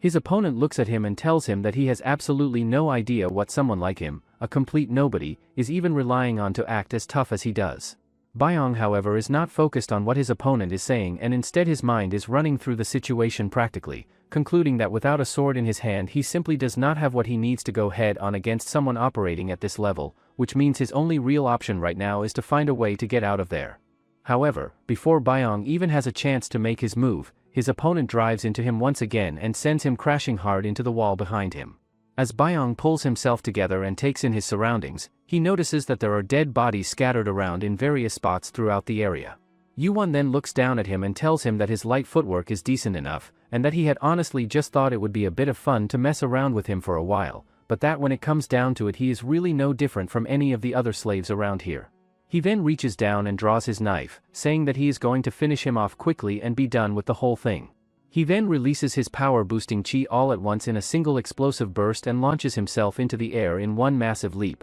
but Bayoung reads the trajectory and manages to get completely out of the way before it connects. Bayoung lands and the thought that immediately runs through his head is that this guy might actually be on an even higher level than Bar, which is not a comfortable realization to have in the middle of a fight. Yuwon then follows up and drives a kick straight into Bayoung's ribs, adding even more damage on top of everything his body has already been put through. At the same time, the situation is getting just as dire on the other side of things as the other slaves find themselves completely boxed in and surrounded by the bad guys, who are calmly telling them that they are going to take turns killing each one of them off one by one. Nadong stands there taking it all in and thinks to himself that for this many people to have coordinated and launched something like this all at once, there has to be someone behind it all pulling the strings and running the whole operation as a deliberate plan. He then wonders if he should snatch a sword, only then can he hold out until Bar or Bayoung gets here. The chef then asks the thugs why they are locking them up, as if the owner finds out, they are going to be in big trouble. Upon hearing that, the thug starts laughing, which shows that he is not afraid of the owner at all. Right at that moment, the vice owner comes walking in and the granny immediately makes her way toward him, telling him that once he hears about everything that has been going on he is going to be absolutely stunned by it. She goes on to tell him that not only did the others go ahead and lock them up, but they even went so far as to threaten the other slaves on top of that. What happens next shocks everyone standing there, as the vice owner reaches out and slaps the granny hard across the face without any warning or hesitation. The chef immediately rushes over to her and breaks down crying, telling the vice owner through her tears that it does not matter what his title is because the owner is never going to forgive him for doing something like that. One of the vice owner's own slaves then comes forward dragging Hongseal along with her hands tied up behind her back, and right there in front of everyone the vice owner starts throwing punches at her without any restraint. Watching that unfold, one of the other slaves cannot just stand by and does not hesitate before jumping in and starting a fight with the vice owner's slave in response to what is happening. The vice owner then turns and gives a direct order to the arena fighter standing nearby to go ahead and take care of the slave who just stepped up. The slave realizes in that moment that he has absolutely no choice but to fight and steels himself for it. He moves in and swings his sword at the arena fighter, but the arena fighter does not even flinch at the incoming attack and casually stops it using just one hand like it is nothing. Watching what just happened, everyone around them gets hit with a wave of shock, and the general consensus spreading through the crowd is that this guy might actually be some kind of monster, and that with that level of raw strength on display, even if Byong shows up there is simply no realistic way he is going to come out on top against someone like that. Hongseal is visibly taken aback as well, and the vice owner takes that moment to casually mention to her that he never bothered to bring it up before, but that the fighter in question is actually capable of using light footwork on top of everything else. He then goes on to explain that it is limited to just his arms and cannot be applied across his whole body, but that even with that limitation it is still more than enough firepower to completely destroy Byong, the fighter she has been putting so much time and energy into developing over all these years. The vice owner then takes things a step further and says that someone like him, a person with a genuine eye for recognizing talented fighters and the practical ability to actually grow and run an arena successfully, is simply far better suited to owning and operating this place than she ever has been or ever will be. Deep down, Hongseal thinks to herself that she was incredibly naive and foolish when she was first starting all of this out, and that when she was setting the arena up from the ground she needed someone who could handle the people and the politics in her place so she could focus on what she actually cared about. The vice owner had known exactly how to lower his head at the right moments and win people over with his charm and approachability, which made him look like the perfect fit for the role at the time. Hongseal had trusted her own judgment and gone ahead and made him the vice owner based on all of that, and for a while it seemed like the right call as he ran the arena smoothly and efficiently and helped them grow into one of the more well-known mid-tier arenas in the whole province. At some point, once money started flowing into his hands and his attitude changed, but he brushed it off, thinking that position shares a person. Hongseal then asks the vice owner why he is not killing her and how he didn't go this far. The vice owner tells her that he is going to make up a story that the owner dies in a slave revolt, and the vice owner takes over. The vice owner also tells her that there is one person who really wants her, and his reputation for how he treats women in private is horrifying. However, Hongseal says that she already endured a hard life, so she is going to survive no matter what, and when she does, she is going to kill everyone here. The vice owner then turns to his slaves and gives them a cold and direct order to go ahead and kill everyone in the area and to make it as brutal and merciless as they possibly can. With that order given, the arena fighter and the other slaves are immediately thrown into a full-blown violent confrontation with each other. At the same time, Yuan keeps right on going after Byong and continues to attack him with as much brutality as he can put together, not letting up for even a second. Byong's mind is racing through the situation, and the one thing he keeps coming back to is that all he needs right now is a sword, and he starts pushing his way through toward the training yard where he knows the armory is located. When he finally gets there, the sight that greets him is the vice owner's people in the middle of brutally beating and cutting down the slaves without any mercy at all. Byong then quickly takes in the situation and realizes that the gate is locked from the inside, and that he is going to need a sword if he has any real chance of getting through to them and saving whoever is still alive. Nadong and the others spot Byong and immediately start calling out to him, desperately telling him to just turn around and run away from all of this while he still can. But seeing everything happening in front of him does the opposite of calming Byong down, and a deep and overwhelming fury rises up inside him as the memory of his brother's death comes crashing back into his mind without warning. In that moment, he makes the decision to reach back and call upon the same chi that his brother once used, pushing himself toward something he has never fully tapped into before. Right at that moment, Yuan catches up from behind and drives a stab straight into Byong's back before he can react. As the pain hits him, Byong's mind drifts back to the very first time he ever picked up a sword in this place, and how the moment he used it he took down his opponent with a ease that surprised even himself, and how it felt in that moment like his entire martial arts had jumped up to a completely new level all at once. That experience had planted a thought in Byong's head that if he trained with weapons he could get stronger at a much faster rate than he ever could going barehanded,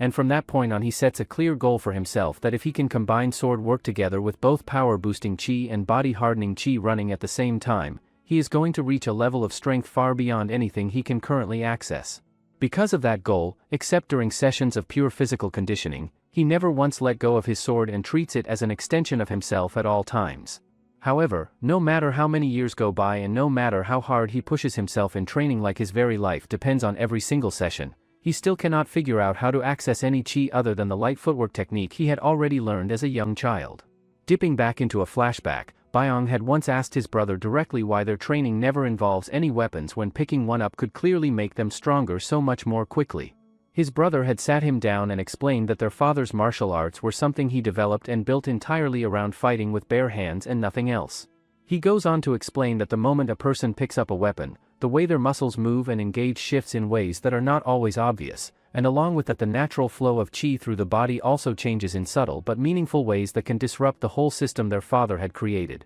Furthermore, he says that in their father's style, they have to feel and control their muscle and chi flow with a bare body, and even the slightest change in that flow is like the difference between heaven and earth. So, that is the reason why they can only learn their father's martial arts barehanded. He also says that their father's martial arts are far stronger than any weapon. Byong then channels his power and uses it to snap Yuan's knife clean in half, and Yuan stands there telling himself that Byong just got lucky and that the knife breaking was nothing more than a fortunate accident. Byong, however, does not let that slide and tells him to stay right where he is and pay close attention, because he is about to show him exactly how much he is going to make him suffer before this is all over. Using nothing but one bare hand, Byong then drives into the iron bars and destroys them completely, and then calmly starts walking through the opening he just created. Earlier, Bar had sat down with Hong Seal and explained to her that Byong's control and command over chi is already sitting at a level that puts him on par with top-tier masters, and that on top of that he uses a unique and specialized style that channels his chi specifically through a technique called Jingak.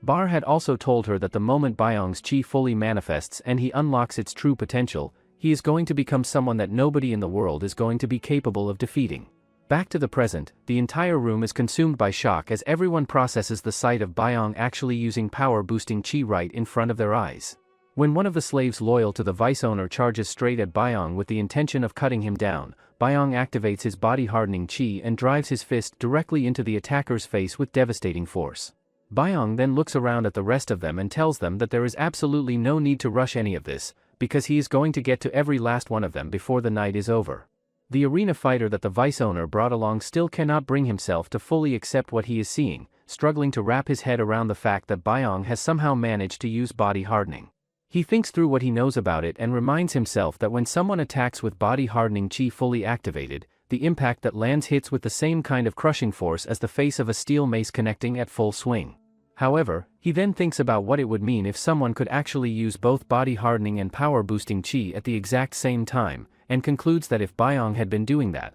the person on the receiving end of that strike would not just be injured but would have had their head taken clean off entirely. He also thinks about how denting iron bars with nothing but bare hands is something that would require both techniques running simultaneously to even be physically possible in the first place. The arena fighter then settles on a conclusion that gives him some degree of comfort, which is that while being able to use power-boosting chi on top of everything else is genuinely incredible and impressive, as long as Byong is not the kind of monster who can actually run both techniques at the same time, all it really means is that he has more weapons available to him than the average fighter and nothing more beyond that. Byong then turns and addresses everyone there, telling them plainly that he does not care in the slightest whether they end up killing each other or not when it comes to the vice owner's people. He then says that the slaves and the others here are a completely different story because they are not like those people, and they are not like him either, as they have never walked a path built entirely around slaughter and killing. He also opens up and admits that he himself came into all of this carrying nothing but killing intent in his heart, and that it was the slaves and the chefs of this place who somehow reached through all of that and gave him the first real warmth he had ever felt.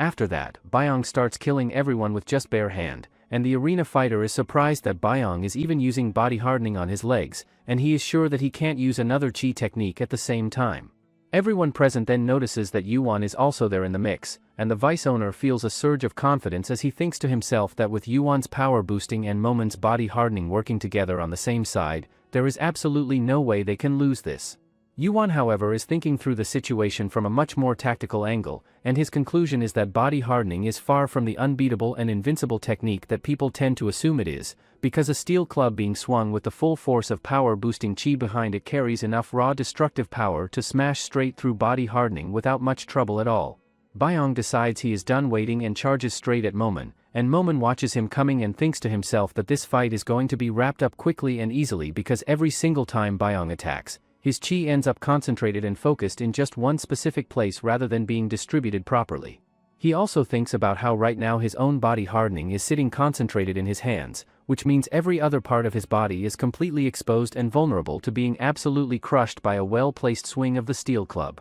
Then in an instant that nobody sees coming, Byong moves with terrifying speed and tears Momen's right arm apart completely, and the shock that ripples through everyone watching is immediate and overwhelming as people start saying out loud that Byong simply cannot be human. Byong then shifts his attention and spots Yuan already charging straight at him and looks over at him and says that he already told him to wait his turn. Yuan stands there with his nerves completely shot, thinking to himself that he had always known there was supposed to be a level where someone could simultaneously use both power-boosting chi and body-hardening chi together at the same time, but that this is the very first occasion in his entire life where he is actually standing in front of something like that and seeing it with his own eyes. As he takes it all in, Yuan thinks that the reality of it is actually a little different from the way he had always pictured it in his head. The vice owner is equally losing his composure on the other side of things, his mind spinning as he tries to process how something like what he is witnessing is even physically possible, and the thought hitting him hardest is that if his entire plan falls apart right here and now because of this, the people behind him are going to have him killed without any hesitation.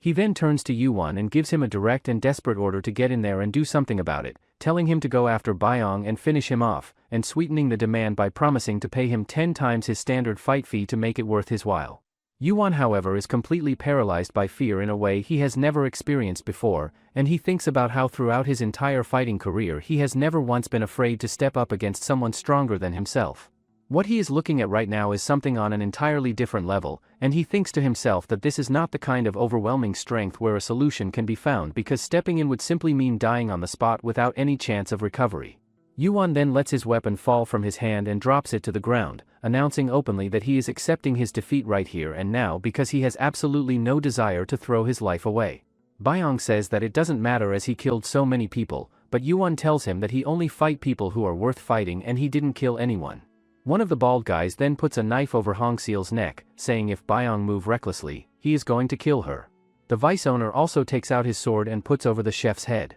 The vice owner then tells Byong that no matter how strong he is, he can't just kill them both and save the hostages at the same time. He then instructs the others to attack Byong as now he can't move easily. Meanwhile, Bar and Jiang are still locked in their fight and both of them continue to put on a genuinely impressive display that keeps everyone watching completely riveted. Bar thinks to himself that if this exchange keeps going the way it is only a matter of time before he ends up eating a hit that he is not going to be able to just shake off. Bar then makes his move and grabs Jiang's arm to send him flying into the wall again the same way he has been doing, but this time it does not work out the way he planned as Jiang uses his other hand to get in and injure Bar before the throw can be completed cleanly. Right at that moment, Bar reaches for his knife and drives it across one of Jiang's eyes in one sharp and precise motion. Seeing that land, Jiang's owner immediately tenses up with nerves because he had already made it clear to Jiang beforehand that letting his guard slip was not something he could afford to do. He also thinks to himself that in most fighters, taking a hit like that to the eye triggers an instinctive freeze response born from the sudden fear of death,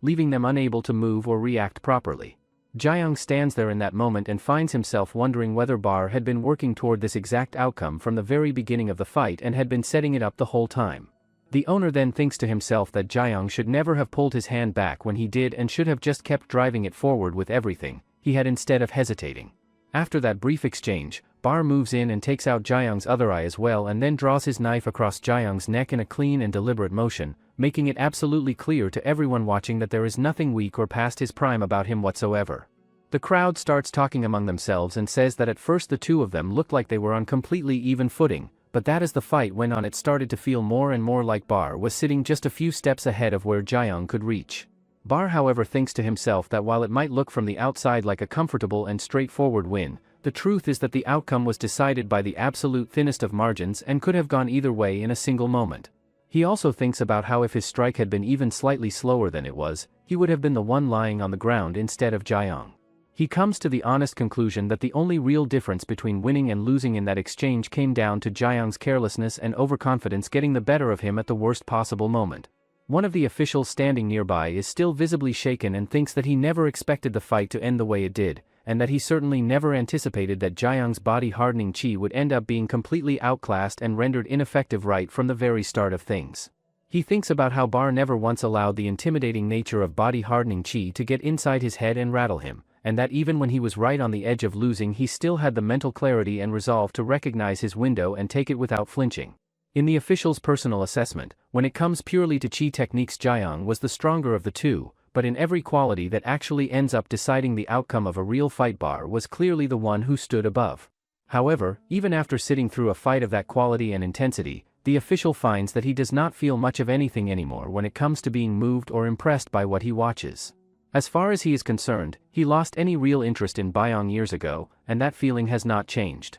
When he had gone to pay his respects to an elder who carries influence and authority equal to that of a prime minister, he had been treated as a guest with a level of respect that left a lasting impression on him. But once he saw that man's martial arts, it made sense because that man could shake an entire nation. He was a warrior from Goryeo named Gwangmu. The official then looks at Jiang and thinks about how he was from a poor warrior family, supposedly went crazy and killed his own father during training. They said he would become a deranged killer who enjoyed slaughter, but to his eyes, he was just a kid who found using his strength fun. Meanwhile, on the other side of things, Bar is dealing with the reality of his injury and comes to the unsettling realization that the wound is sitting a lot deeper than he initially thought, which means recovering from it is not going to be a quick or easy process. He also finds himself wondering why none of the overseers have shown up yet given everything that has been happening, because there is not a single scream or any kind of signal coming from anywhere that would explain the complete silence. Back where Byong is, he finds himself completely surrounded by a group of people closing in on him from multiple directions at once.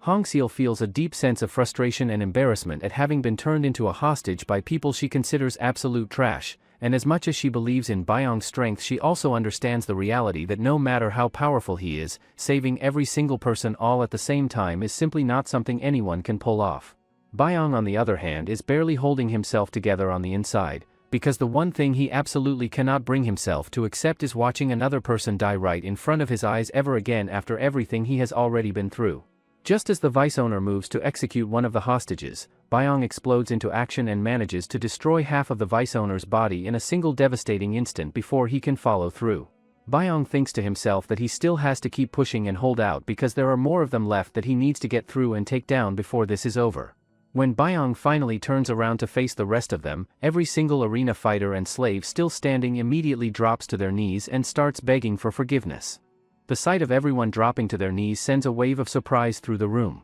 Yuan thinks to himself that they are only now beginning to truly grasp the reality of the situation they are in, and that begging for their lives at this point at least gives them the tiniest sliver of a chance at making it out of this alive. Byong then spots one of the slaves from before standing among the group, and the moment that slave realizes Byong has noticed him, he immediately panics and starts explaining himself, saying that he never actually wanted any part of this but that he was following orders and felt like he had no choice. He goes on to say that he knows he should have done something to stop them or at least tried to get in their way and slow things down, but that he simply does not have the skill or the courage that something like that would have required. Byong studies him for a moment and comes to the conclusion that the guy does not appear to be making any of that up. Byong then turns his attention and notices the vice owner on the ground screaming and writhing in pain, having lost one of his arms in the chaos of everything that went down. One of the slaves then moves over and begins untying Hongseal, and the moment she gets herself free she snaps into action and tells the chef to go immediately and find a doctor somewhere in the guest room area, and to make sure the granny gets the treatment she needs as soon as possible. She then turns to Nadong and tells him to go get himself looked at and treated as well, but Nadong says that he does not want to do that right now because there is someone he needs to stay close to at this moment. However, Byong looks around and notices the wounds that some of them are carrying, and tells them all to go get themselves treated and come back quickly so that together they can give their beloved fallen slave the proper and meaningful farewell send-off that he deserves. Hongseal then reaches down and picks up a sword, gripping it firmly as she walks with steady and deliberate steps toward the vice owner. The moment he sees her coming toward him with that look on her face, he completely breaks down and starts crying, desperately begging her to find it in herself to forgive him just this once and insisting that things were never supposed to go anywhere near this far when it all started. He also admits through his tears that he could never stomach the fact that she kept prioritizing Byong and his development over the actual business of running the arena properly, and that over time he had convinced himself that Byong was nothing but an obstacle standing in the way of what the arena needed to be. Yuan stands off to the side taking all of this in and thinks to himself that judging by the fact that the vice owner had kept Byong sitting as nothing more than a fight slave this entire time, even he clearly had no real idea of what Byong was actually capable of and what kind of potential had been sitting right in front of him the whole time. The vice owner then shifts his approach and tries a different angle, telling Hongseal that if she is willing to let him live he will give her the full list of every single person who was involved in the plot against her and hold nothing back. However, Hongseal asks him if he really thinks she didn't knew about it. She says that suddenly a guy asking for a match, that well-backed guest joining him, and the stunt he pulled all made sense. After that, Hongseal kills the vice owner saying he was an idiot for thinking she would spare him for something that flimsy. Hongseal then kills the rest of the slaves that took the vice owner's side. Hongseal then tells Byong to take care of Yuan.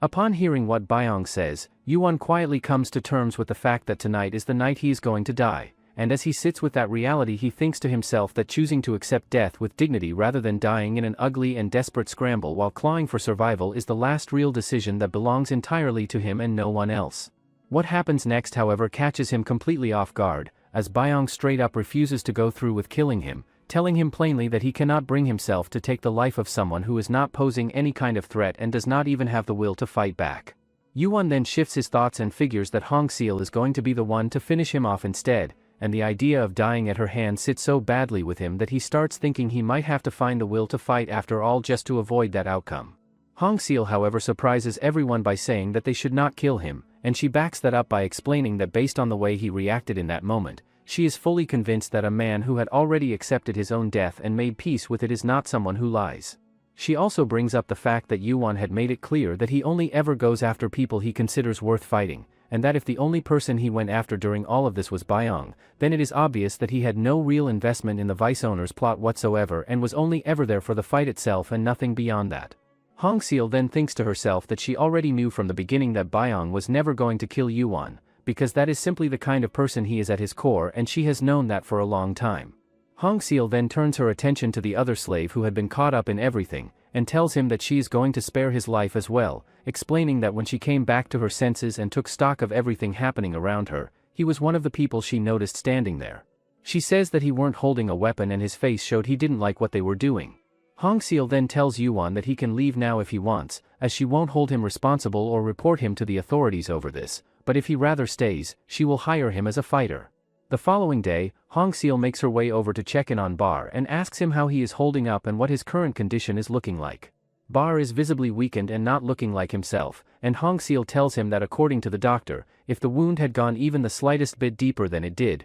treating it properly would have become an incredibly difficult and uncertain situation. She then asks him whether Jaeyoung turned out to be as strong as she had suspected, and Bar confirms that Jaeyoung had the ability to apply his body hardening across his entire body rather than just specific parts of it, which put him in a completely different category from most fighters using that technique. Bar then brings up the fact that he heard Byong pulled out multiple different chi techniques during the chaos of the night before in order to save everyone, and he reflects on it by saying that he had always had a feeling that Byong's martial arts were going to suddenly explode and reach a new level at some point, but that getting there in a single instant the way he apparently did is something that genuinely amazes him. Bar then tells Hongseal that even though he has not seen Byong's martial arts directly with his own eyes in their current state, what he is absolutely certain of is that the gap sitting between where Byong is right now and the people that Hongseal is ultimately going after is still absolutely enormous and cannot be closed overnight. He explains that the men she has her sights set on sit at the very top of the entire arena province, and that beyond even that there are a small and select handful of warriors out there who stand on equal footing with army generals and princes of the imperial court itself.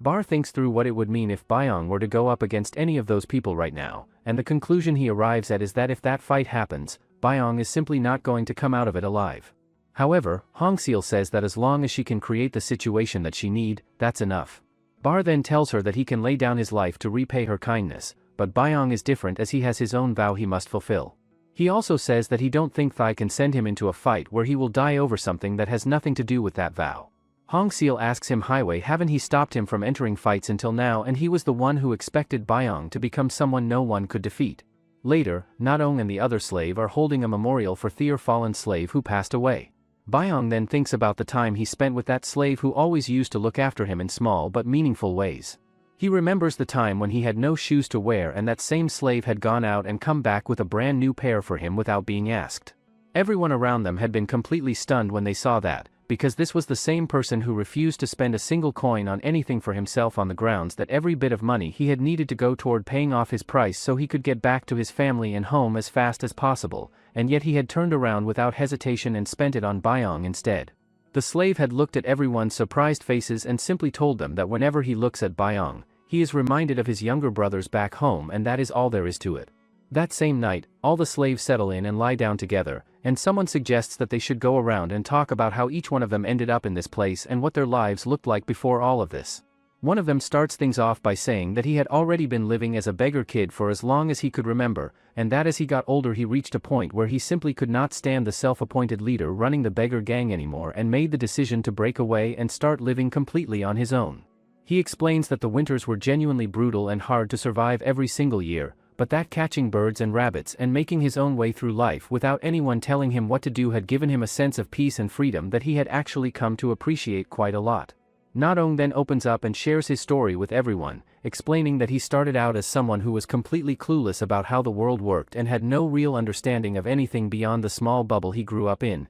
and that his mother had come from Goryeo, which meant that even as he got older and grew up the stares and whispered comments from the people in his village never really faded away or stopped following him around. He also says that the moment he finally stepped out into the wider world on his own, everything he had fell apart almost immediately and he ended up in the situation he is in now without really understanding how it all happened so fast. One of the others then speaks up and shares that his own road had been incredibly hard in its own way, explaining that the pressure of trying to provide enough for his family and his wife had become too heavy a burden for him to carry on his own no matter how hard he tried. That last part catches everyone completely off guard, as they all react with genuine surprise to find out that he had actually had a wife this whole time while the rest of them had been going through everything completely alone without anyone waiting for them. Back in the present moment, Byung finds his eyes filling up with tears, and he thinks to himself that more than anything he had wanted to see every single one of them find their way back home safely. Somewhere else entirely, an official has gotten hold of a doctor who works at Hong Seal's arena and is pressing him for information about what he witnessed there.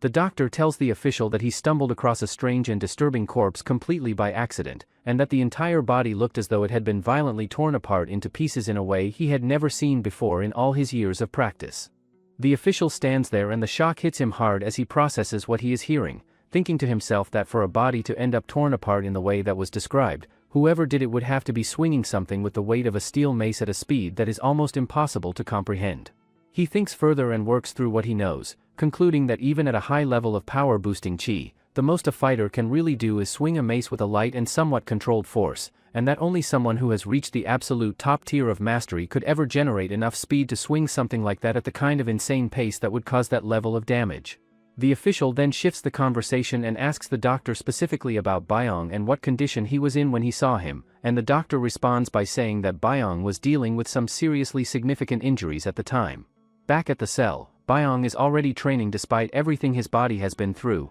and as he moves he thinks about how without being able to properly use his left side he simply cannot access his full strength the way he needs to, and that no matter what movement or technique he is performing, every single muscle throughout the entire body has to be working in sync and harmony with everything else for it to come together properly. He also thinks through the mechanics of something as seemingly straightforward as a single thrust with the right hand, and realizes that even that requires the legs to stabilize and support the body, the waist to rotate and generate momentum, and the left arm to pull back in order to actually put meaningful power behind it. He also reflects on how in order to pull out the absolute maximum strength that light footwork alone is capable of producing, he had trained himself to feel and consciously direct chi through every tiny and individual muscle in his body without leaving anything out. He also holds on to the belief that once his current injuries fully heal and his movement returns to the clean and precise state it needs to be in, he is going to be able to unleash a level of strength that will not lose to anyone standing in front of him. However, there is still one problem that Byung thinks that he has, which is that this strength is on a completely different level from light footwork, and it feels like his whole body are going to fall apart.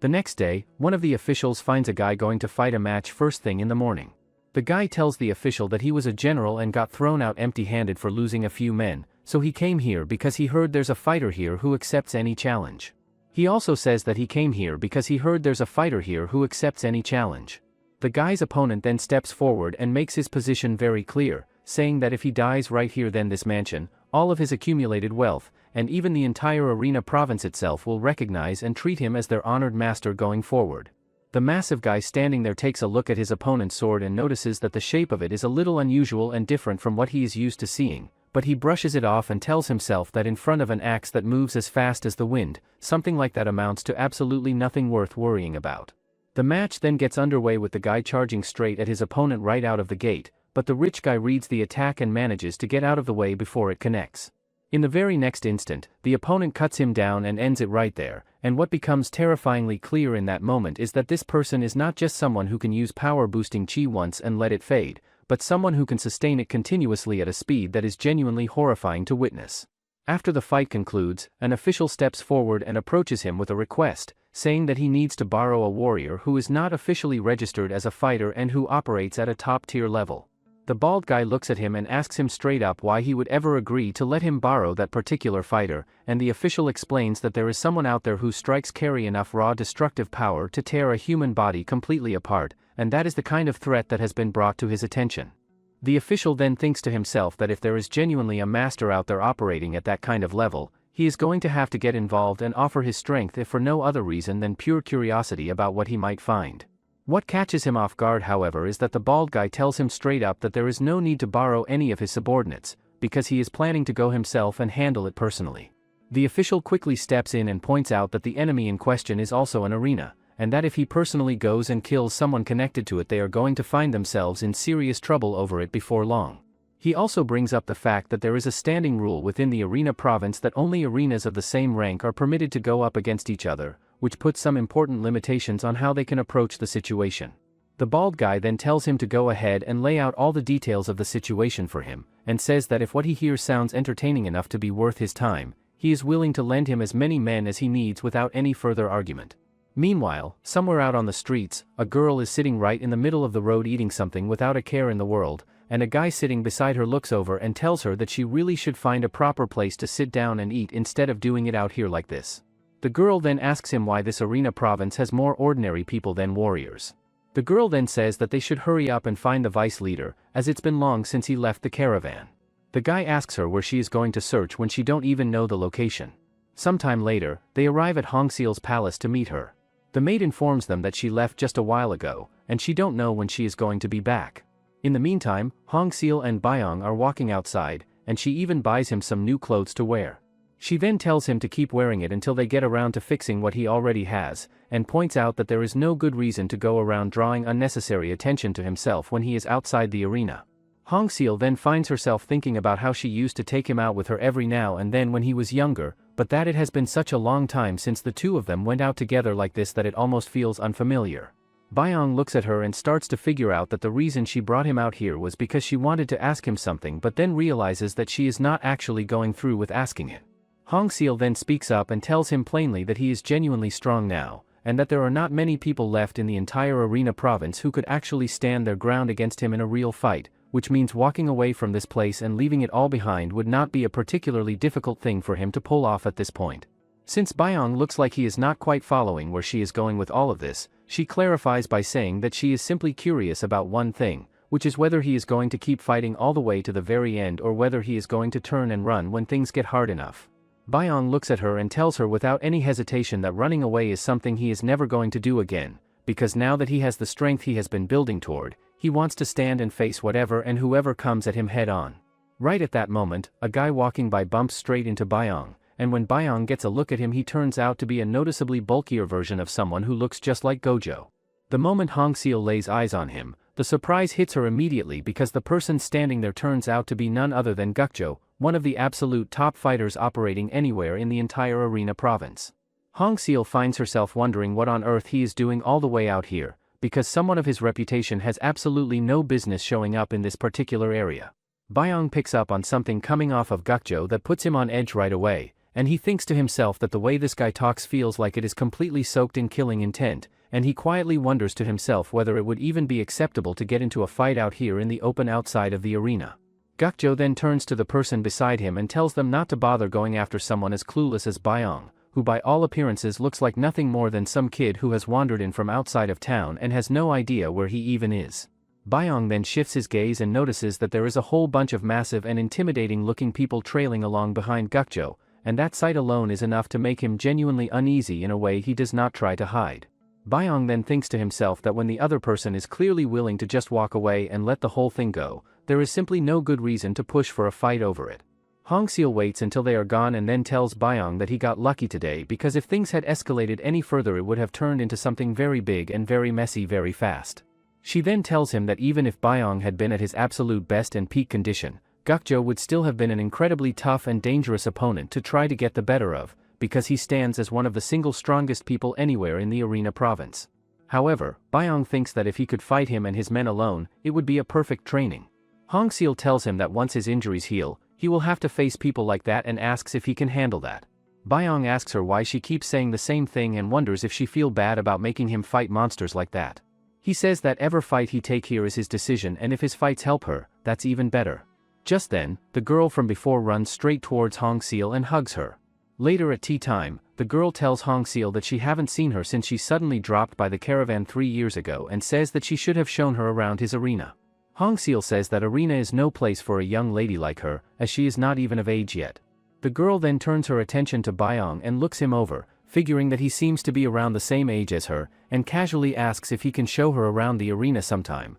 but Hongseal shuts that idea down immediately and firmly before it can go any further. Byong looks at the girl and says that his own life is a complete mess by any measure, but that she on the other hand looks like she comes from a good and well-established noble household and carries herself like it. The guy accompanying the girl does not take kindly to Byong's comment at all and gets furious, turning to Hongseal and telling her that he wants to teach this slave of hers a lesson for speaking out of turn like that. Hongseal however corrects him right away and makes it clear that Byong is not her slave in any sense of the word, but rather the top fighter representing her arena. Hearing that stops the guy completely in his tracks and he finds it genuinely hard to accept, looking Byong up and down and saying that no matter how he looks at him from any angle, he just looks like a completely ordinary boy and nothing more than that. Hongseal then shifts her attention to the girl and brings up the fact that she has heard she is in the process of learning how to run a caravan operation, and points out that with that kind of education underway, the Arena province is really not the kind of place that should be treated as a casual and relaxed vacation destination.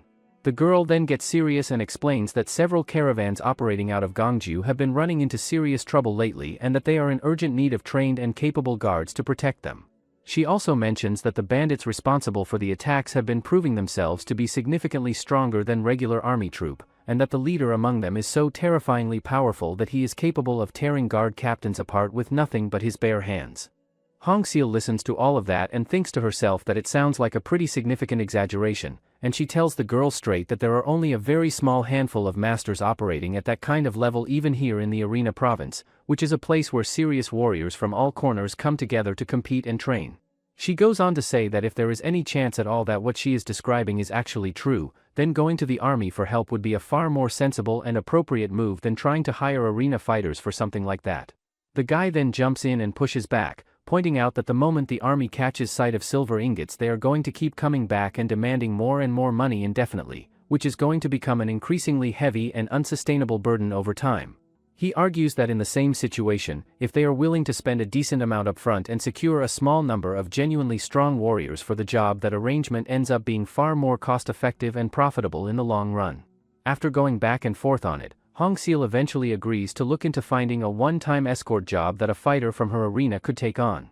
The girl then asks hopefully whether Byong specifically could be the one to go with them, but Hongseal tells her that it is simply not possible right now because he is currently dealing with injuries that have not fully healed yet. Meanwhile, somewhere completely different, a man is sprinting through the middle of a dense jungle with a group of warriors hot on his heels and closing in fast. But the warriors uses body-hardening chi and several others to finally caught him. Before they could listen to him, one of them manages to kill him on the spot. One of them suggests that they should be lying low for a while, but the main guy says that they can't. At that moment, a mysterious guy from shadows arrives and says that they are moving as a cell system so no one can trace them. He also mentions that he found a good plan, that one of the big caravans, the Jiang family trading company, is recruiting fighters. He also reveals that tomorrow he will be joining the Jiang caravan as one of their escort warriors. How long do you think it will take for Byong to fully master all three chi techniques and close the gap between himself and the top warriors of the Arena province? Comment Goryeo if you'd like a part 2 of this series.